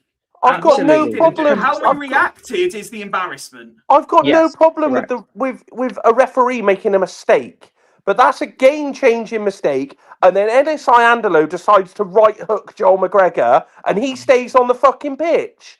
I'm sorry, like the referee was absolutely shoddy. Decisions awful. Like just. So again, I'm not disputing that that's a terrible perplexed decision. by it. And I tell you what, I started that shit ref again chant about 4 times. Amazing. Amazing. It was absolutely. That was the highlight of the game. He loves the shit ref chant. Mate, honestly, that was amazing. It's his favorite. Was it? I'll agree with you to a point, but the thing is, so say for example that red card happened and a goal led straight from it. Completely agree with you. Thing is, it didn't. And that we had enough time to put a plan in place in order for us to minimize whether or not it was a defeat or whether or not we just tire out the opposition and then we go down the other end and score. Okay, there's tactics in place that you can put in to defend as 10 men, you know, and to actually get something out of the game. Yeah, you know? but this is the argument that I'm trying to make at the moment, and we said this all at halftime. We were all sat there. A draw wasn't enough for us. Like a draw wasn't I would enough. have taken it over an embarrassing defeat like 3-0. It was quite easy to, but it's quite easy. Yeah, it's easy to say that now. But in the hindsight of things, we needed to win that game of football. And when you then go down to 10 men, and in 9 men, in my opinion, because you have passengers on the park like Darren Oldacre and for me, Hoylett didn't give enough. So that I totally agree with your point that Holloway then should have been proactive, shouldn't have stuck in his old ways, and he should have done something at halftime to change it. Totally agree. But we were in that game. If we're not in that game needing to win it, I totally agree. Half time, get some defenders on, do what you need to do, try and hold out for the game. But a point wasn't going to be enough. We needed to win that game of football. We needed to Yep. win it. And then when you go down to 10 men, Yep. it just changed everything about it. We had to become a little bit more negative. We had to become, I just didn't like, and it was just then we were relying on banking on these decisions. It was just fucking awful. It was just an awful, awful decision from an average referee that it just fucked me off. Like you watch the back from it. It's not even gone in studs up. It's like quite an honest challenge from Ball, and it's just the crowd's gone up and matey boys rolled and done 30. And what do these referees do? Like, I'm not trying to open up another conversation with this, but it's an awful, awful decision. All And I'm hearing here is excuses, though. Yeah, But do you know what the worst decision was? Forget the red card. The worst decision was setting up like we were trying to protect a 1-0 lead. Like what was Yeah. that about? We set, like Wazza said, we had to win, and the reason we had to win is because of our goal difference. We could end up winning these games and still tying and still not going up, tying with third, because our goal difference is nowhere near good enough. Notts County, Cambridge, Bromley, they're like maybe the minimum of 9 goals ahead of us in goal difference now. but So we had to win. A draw was never enough. yeah, but James, actually, that's such a fair point. But also, it goes back It's to even worse now, though.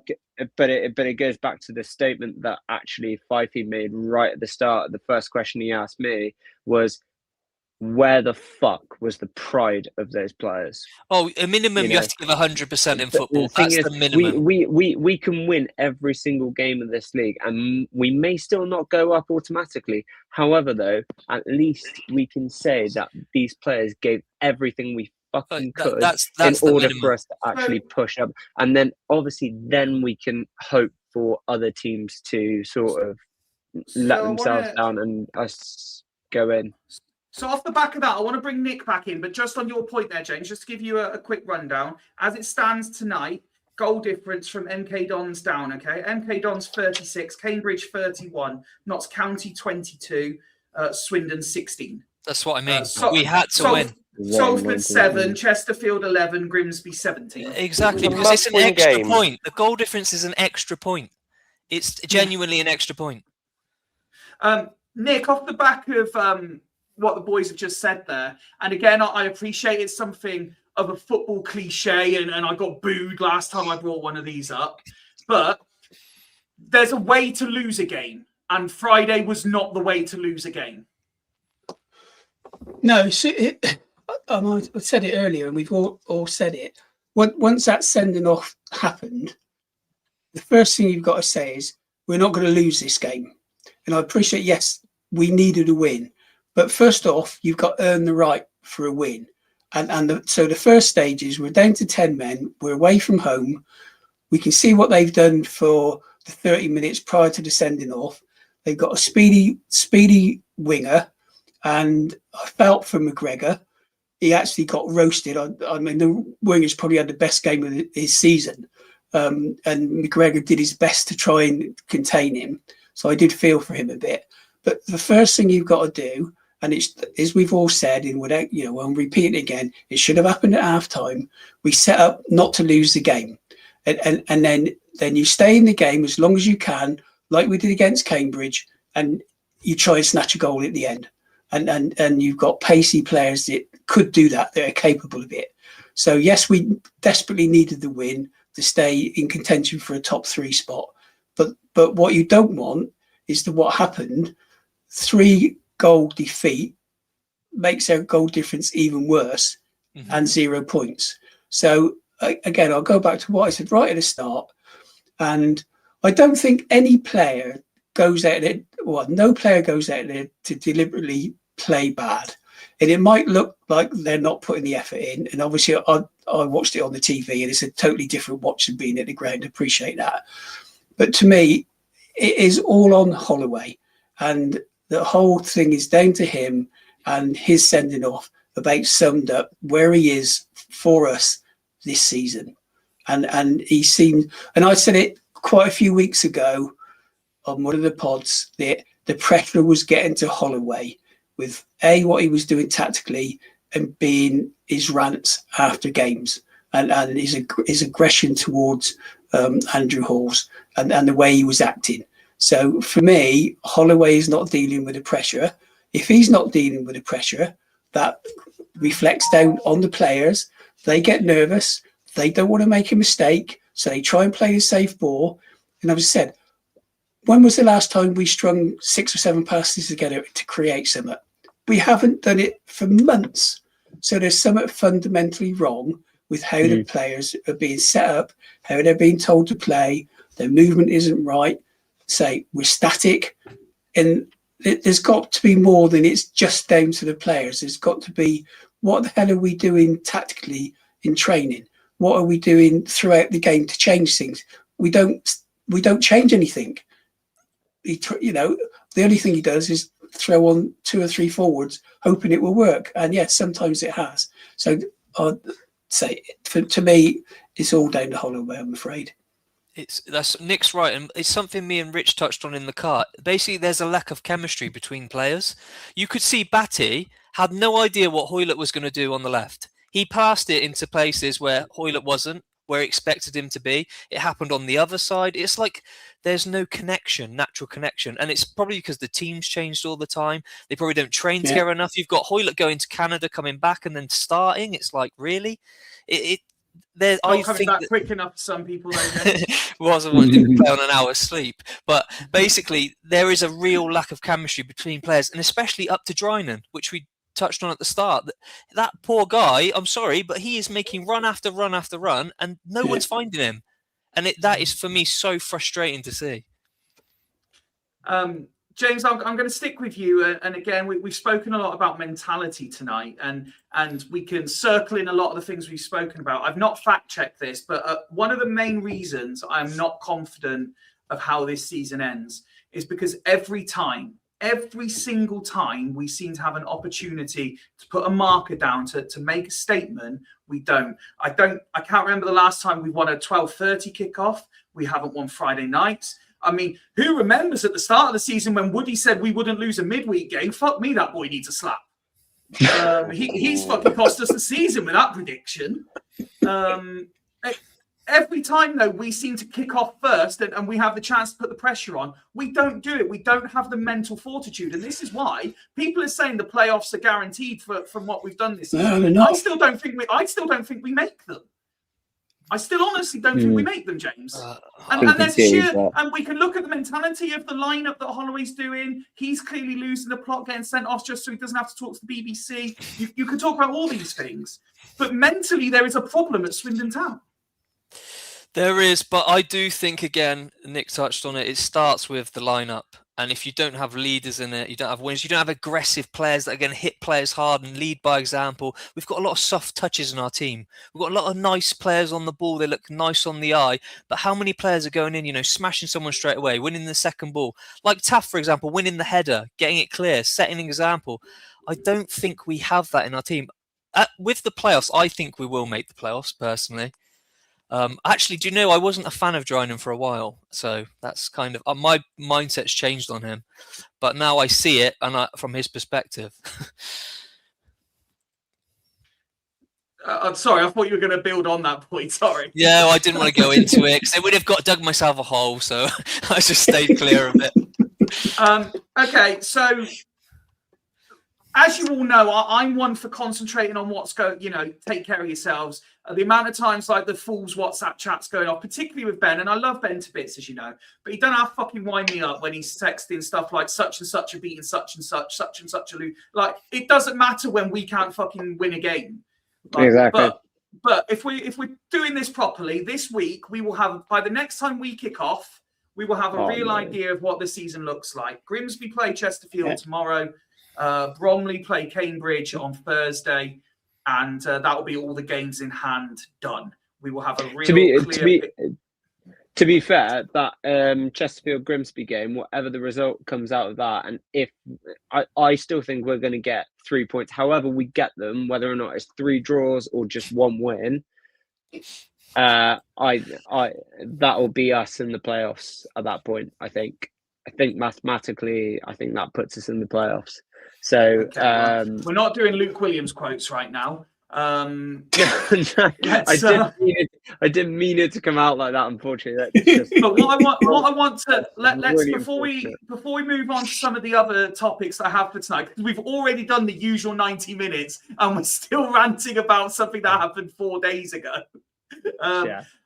We got those games. By the time we come to kick off this coming weekend, and obviously we'll talk about that on Friday's show.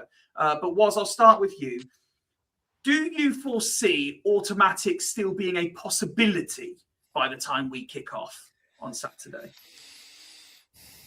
If Bromley beat Cambridge, I will give us the outsidest of chance. But if Cambridge get anything at Bromley, it's done. Okay. That's the only. But I'm clutching at straws there, mate. For me, Friday night made it done, and so that's where I'm mainly standing. But you've got to look at it from. But like you hit the nail on the head.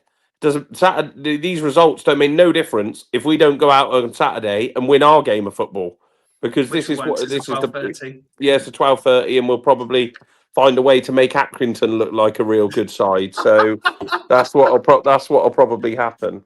James, are automatics still a possibility? I think no, because of Friday, but I also think because of the goal difference. I could see us tying with someone and then coming fourth, like on 83. I could see us winning every game and getting 83. I think we'll definitely get into the playoffs.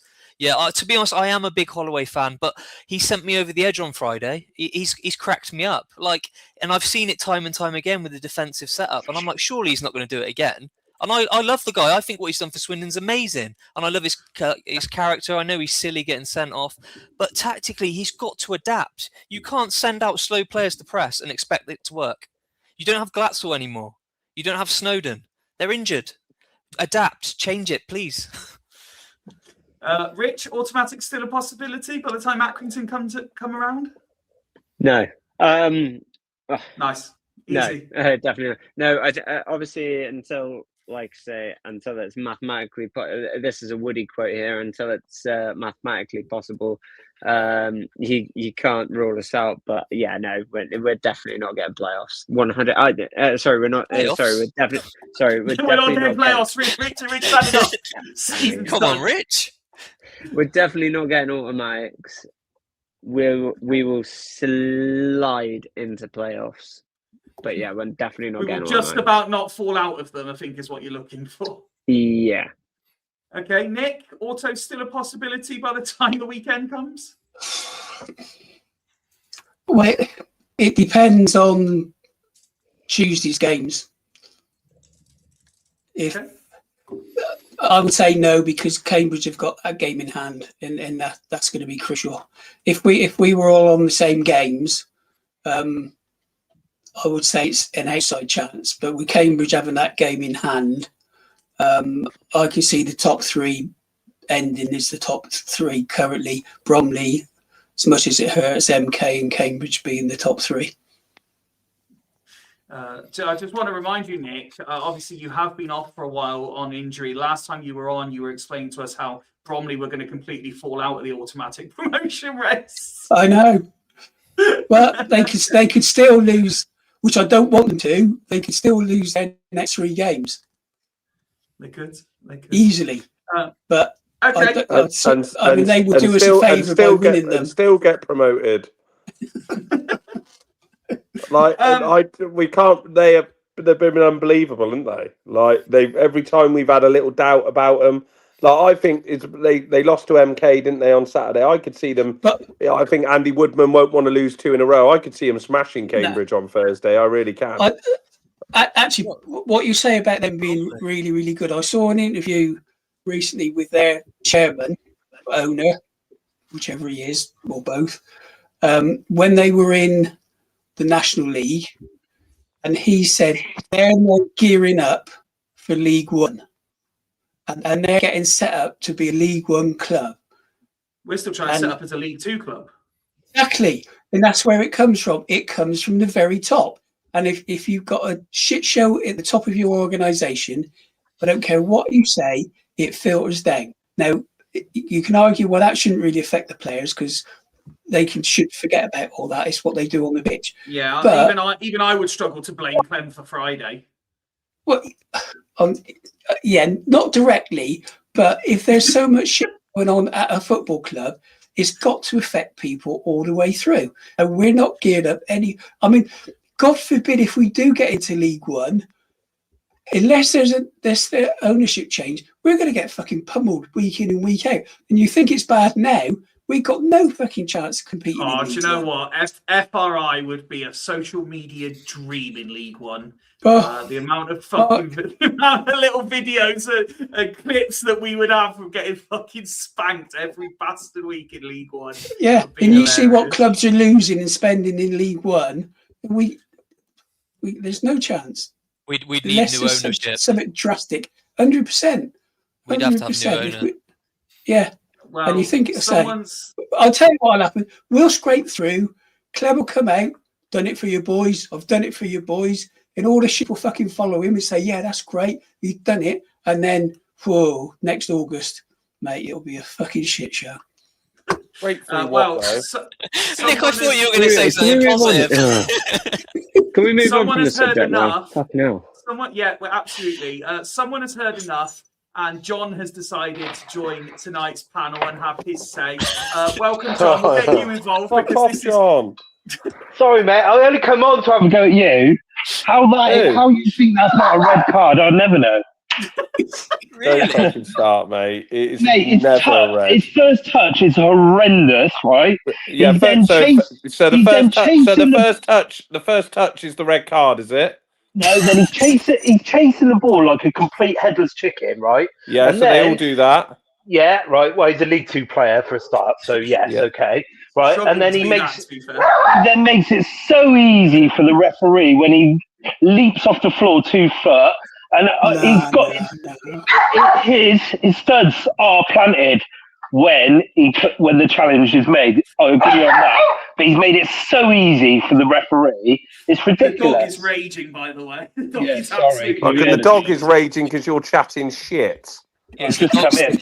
Mate, it's just so easy. That red card is so easy to give. He's made it so easy for the referee. That's my argument on it. I'm not saying anyway. I'm saying it's harsh, but you can't say. In my opinion, was it's never a red. He gave the ref the option. He gave him such an easy option.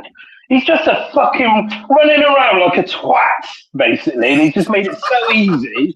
Just made it easy. I was fuming, to be fair. I don't really blame Ball for it, to be honest. I like his commitment, to be honest with you. Okay, there's a bit of a commitment, but as a footballer, it's horrendous. It's fucking We've just been moaning for the past half an hour that we ain't got runners in midfield, and now we're moaning I was driving home from work listening to you, and I was thinking, oh my God, he's just going on about that red card. Anyway, I love you, though, we are going to move on to something else, which, again, in what I might have to retitle the episode, Fyfie's really unpopular, because everything I say people don't seem to be agreeing with. But I'm Fyfie, just one more thing on the red card. No, joking. But before I do, it's worth saying, thank you to everyone who is joining in. The chat is on fire tonight. I'm loving flashing up all these comments. Wherever you are watching from, again, if you're on Facebook, please like and share the stream so more people can see it. If you're on YouTube, please like and share the stream so people can see it, because the more the likes go up, the more it appears in other people's algorithms, the more we can share this comical and impassioned insight with fellow Swindon Town fans. And, I've had reviews of FRI that say this deserves to be seen by the masses. So I need your help to get us there. Thank you very much. Now, I promised you another one that wasn't going to make me very popular, and here it is.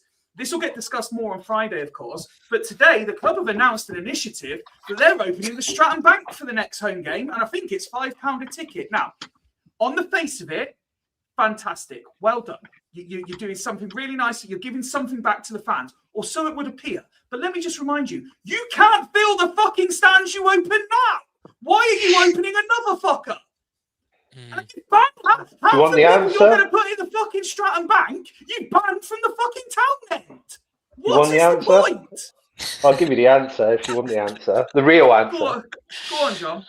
Well, they've got this walk from Rawton, haven't they? So they've opened it up because it's £28 to do this walk from Rawton for the prospect, which is good cause, great cause. And so the Stratton Bank's open for them. So what they've done to try and make up for the free tickets, in my opinion, the ones they've given to the people that are doing this prospect walk, they've opened a bank up for a tenner to get a few people in to make that money back. That's Well, what then, John, you've really just put a downer on Fyfie's thing there. I don't have an issue. I don't have an issue with the giving of tickets. I'm all for that. I don't understand the fucking logic. You've fucking emptied the town end of any people, any atmosphere, anything. But there's going to be 100 blokes in the main stands get full anymore. Who was it I was talking to the other day? We played Walsall at home the other day, and there was zero fucking promotion of it when it should have been a near sellout. The home game previous to that, similar again. You look at the other way round. We went to Cambridge. That was a near sellout, apart from their one stand that doesn't ever fill up because they promoted it. Their fans wanted it. Our fans wanted it. And then all of a sudden, we're like, we don't fill our ground anyway. Let's open the one fucking unused stand that no one's ever fucking brave enough to go into and sell cheap tickets because fuck it. It's fine for Swindon fans for one day. I get what they're trying to do. Does this mean they've repaired the toilets?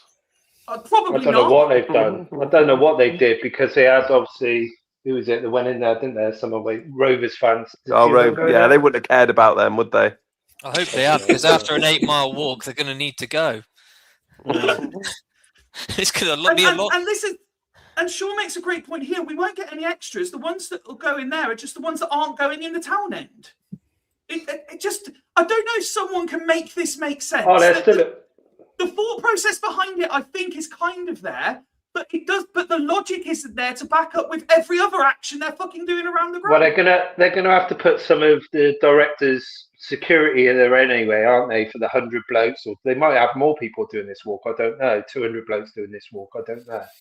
But they're gonna have to put some stewards in there, aren't they? So yep. I'm guessing they're thinking, well, we might as well just fucking give some away at 10 quid. But my other argument to this is I don't really know how to get away with it because you can't charge the away fans more money than the home fans. So I don't know. I think you can do it 2 or 3 times a season at most. And I think we've only done it once, didn't we? Did we do an offer on the Barrow game at home or something?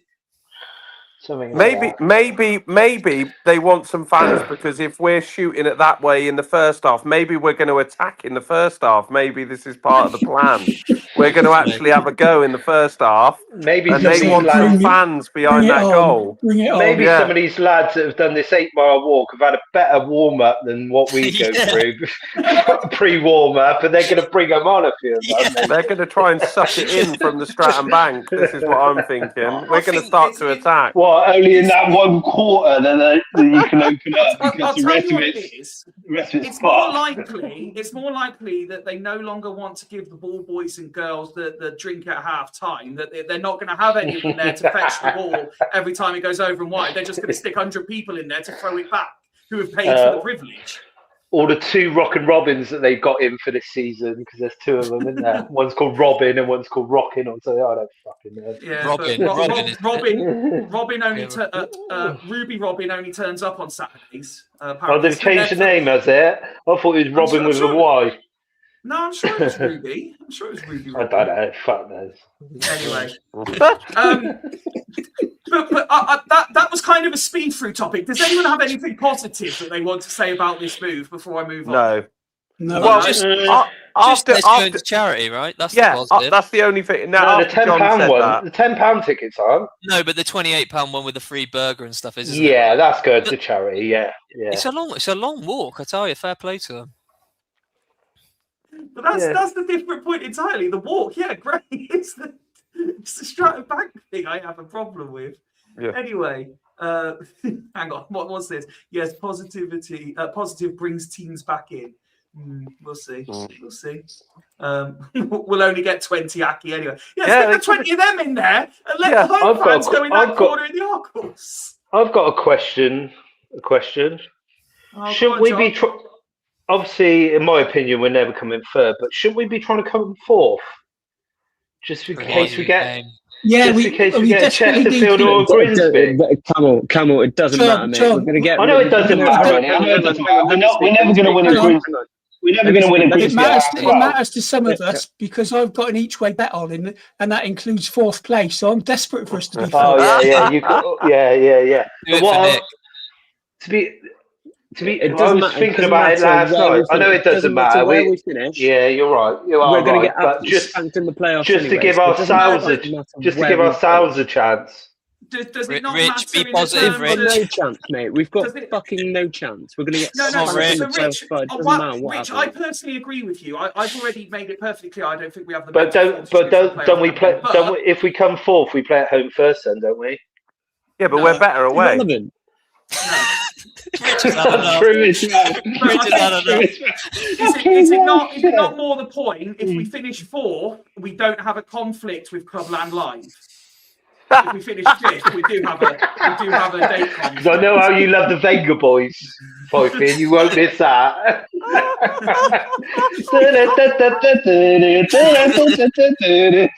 Right, That Rich, is such a Swindon Town line. They've got a conflict of interest. Rich, let me bring you in on the next one because you've been sat there patiently boiling away, waiting to explode at something. Rich, you look boiling. Take that hoodie off. Rich is redder than me. Because I got nothing underneath. Jesus. The next topic I want to talk about is alternative lives and how things could have been. Because yesterday we should be sat here today saying Swindon Town have won the Virtue Trophy, but come hell or high water, somehow the team that replaced us after being knocked out by us, Rich, went and fucking won it. Fair play to Luton. Fair play. And that then was Jack good. Wilson.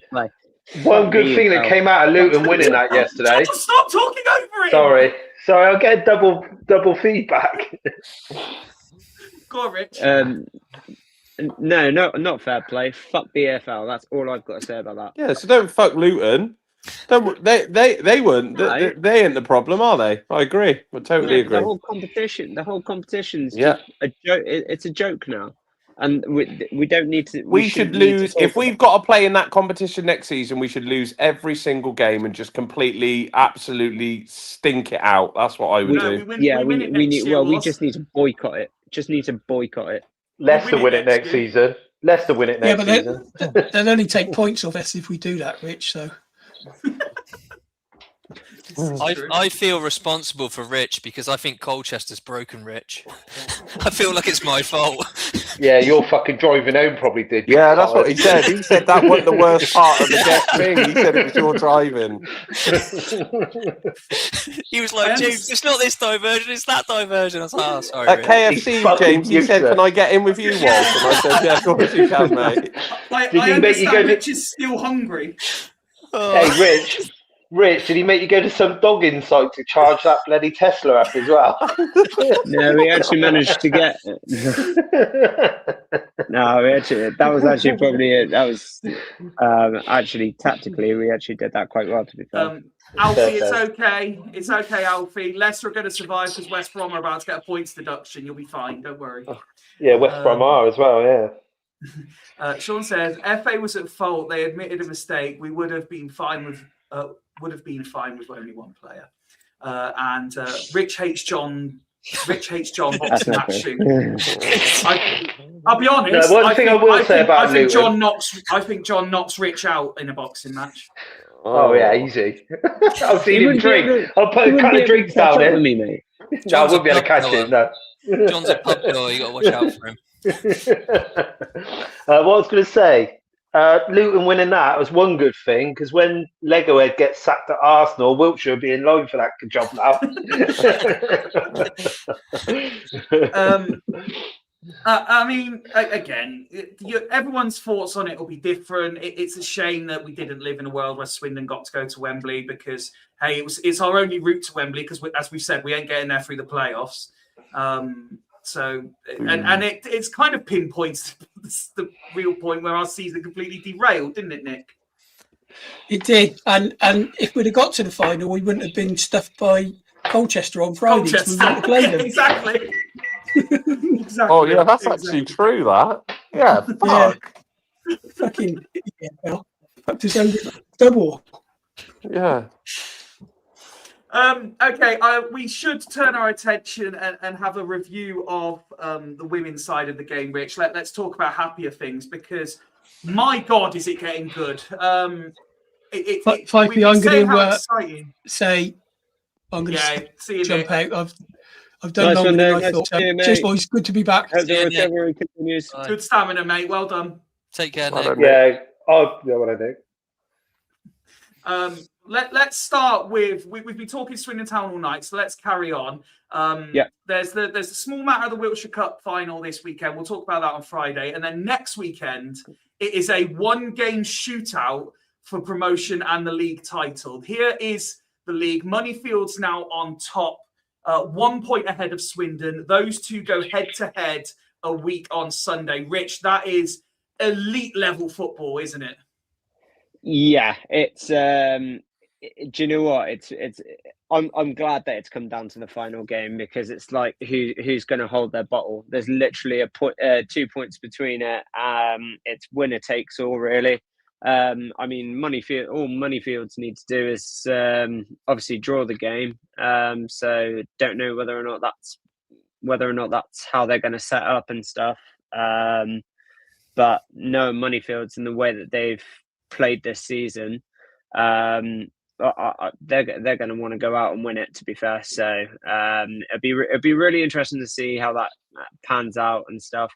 It'd be a game that you would love to put on TV, because I'd certainly want to watch that. So Camel just showed us his like food board or something. Sorry, Rich. It's bizarre.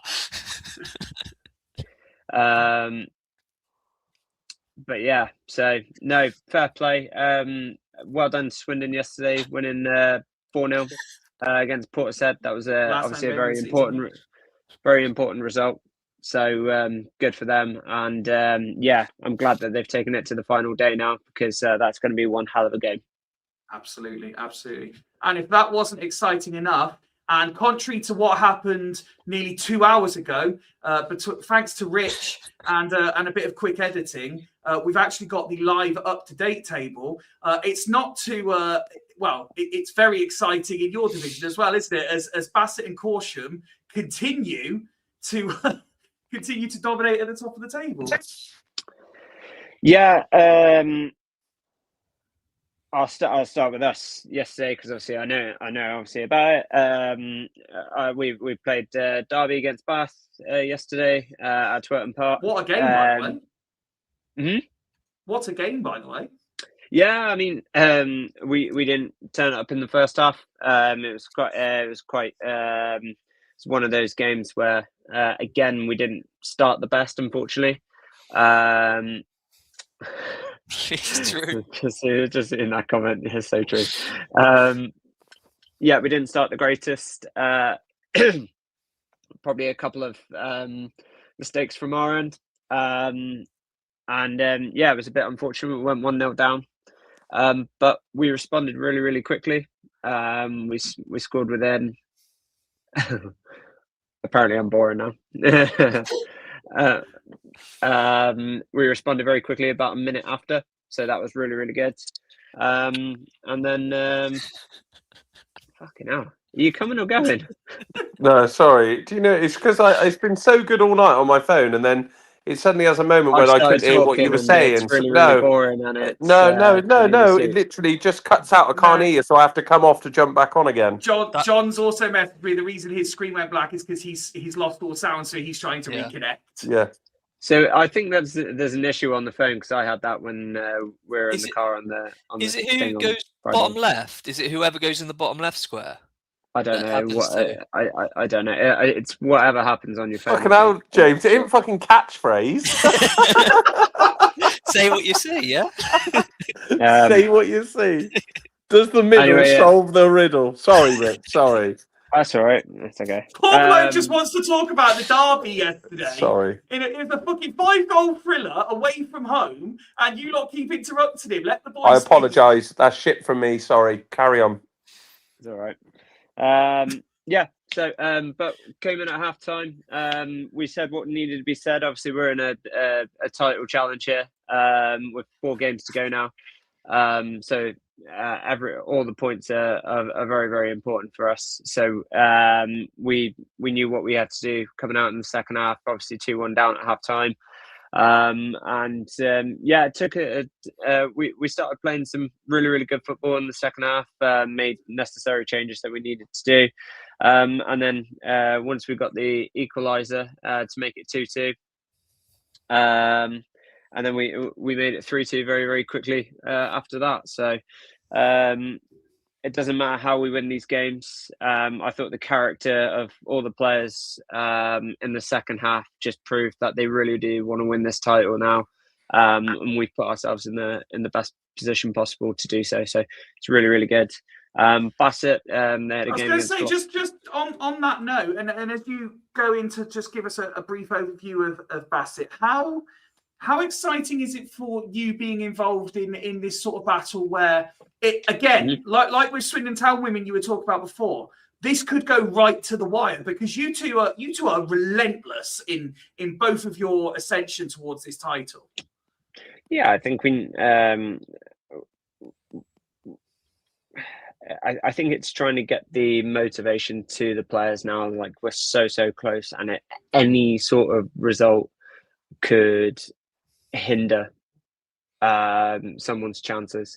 And I think it's really, really important to get that mentality into the players.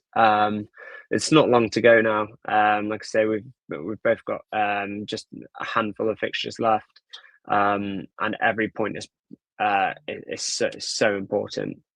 So we need to continue to do what we're doing. It doesn't matter how we're getting results. We just need to go out there and do the best we possibly can. And we did that yesterday, and I think that just showed the character that we showed in that second half to go and get those 3 points, those 3 important points, because we knew going to Bath was not going to be an easy task. It was always going to be a really, really, it's a tough place to go to. It's a massive pitch. It's a really nice stadium, really old school, non-league ground. And we knew it was so important to go get those 3 points, and we did so.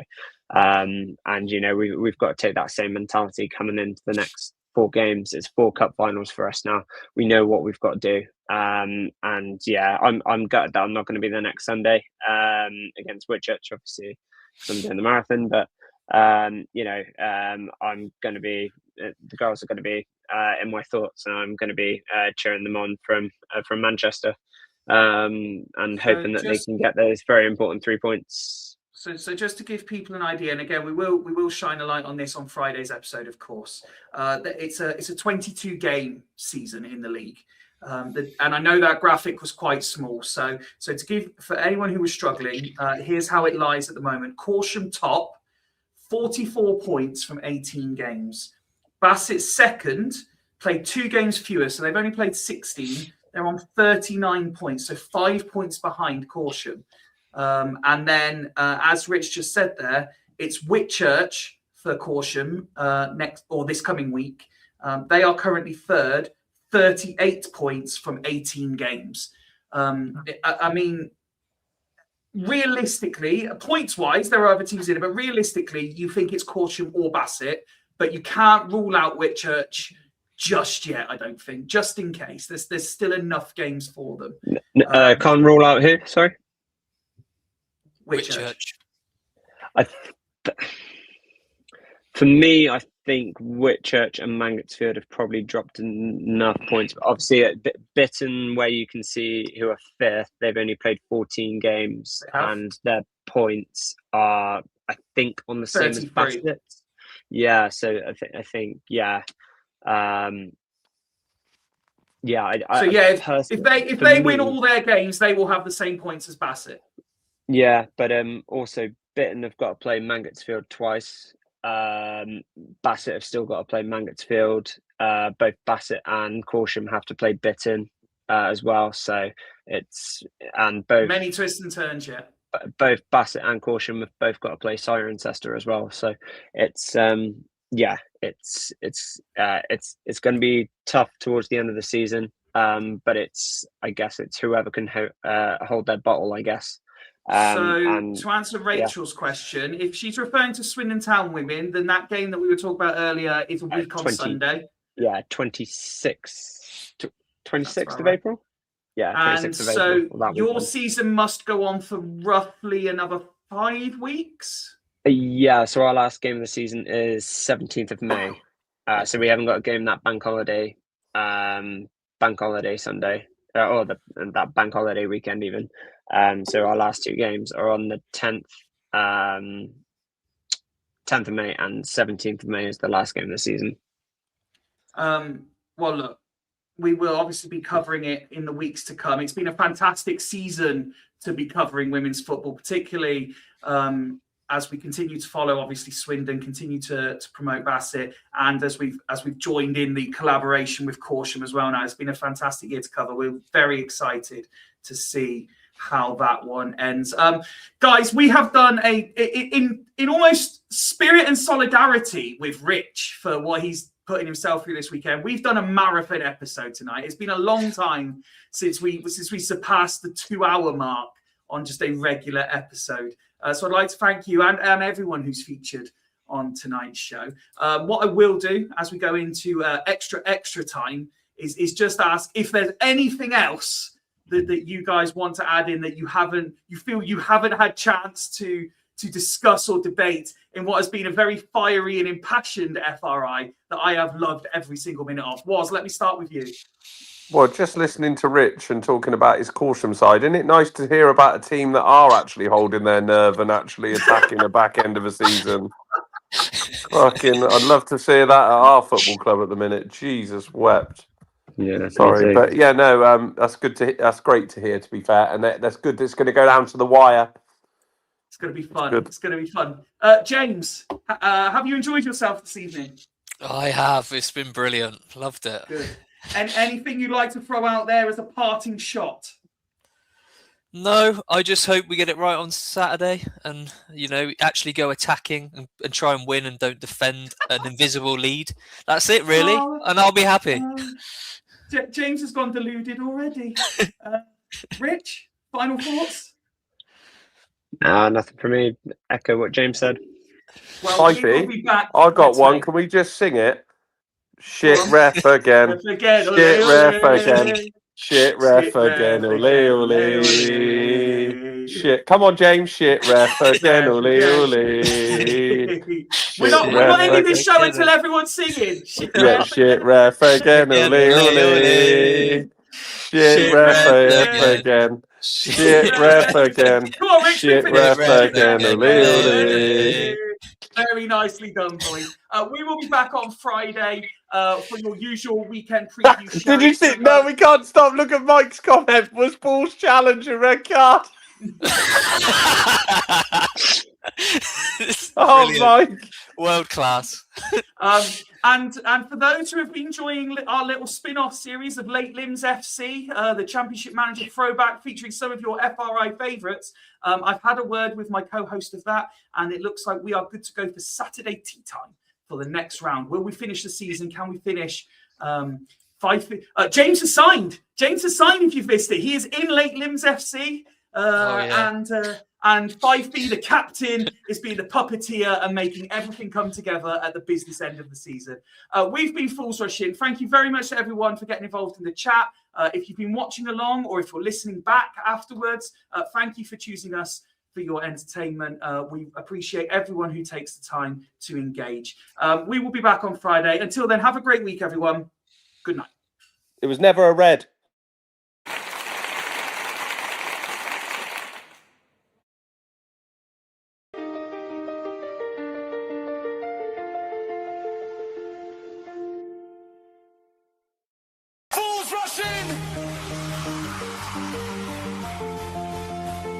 Yeah, we're back again, like mates down the pub.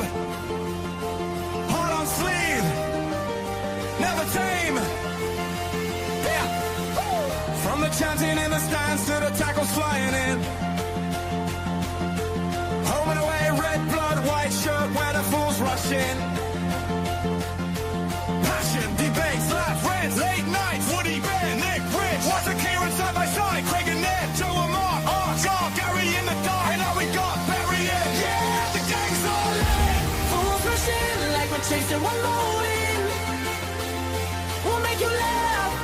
cry, feel happy, feel angry inside. Fools rush in like a last minute swing, just like back in Swindon's time. We go up, we fall down.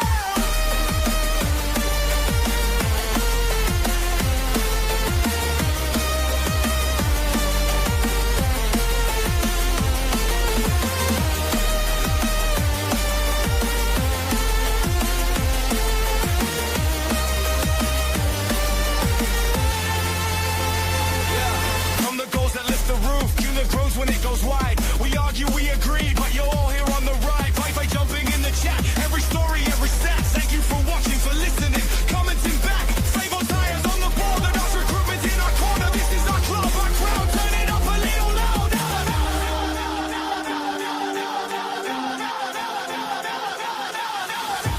Fools rush in like we're chasing one more win. We'll make you laugh, make you cry, feel happy, feel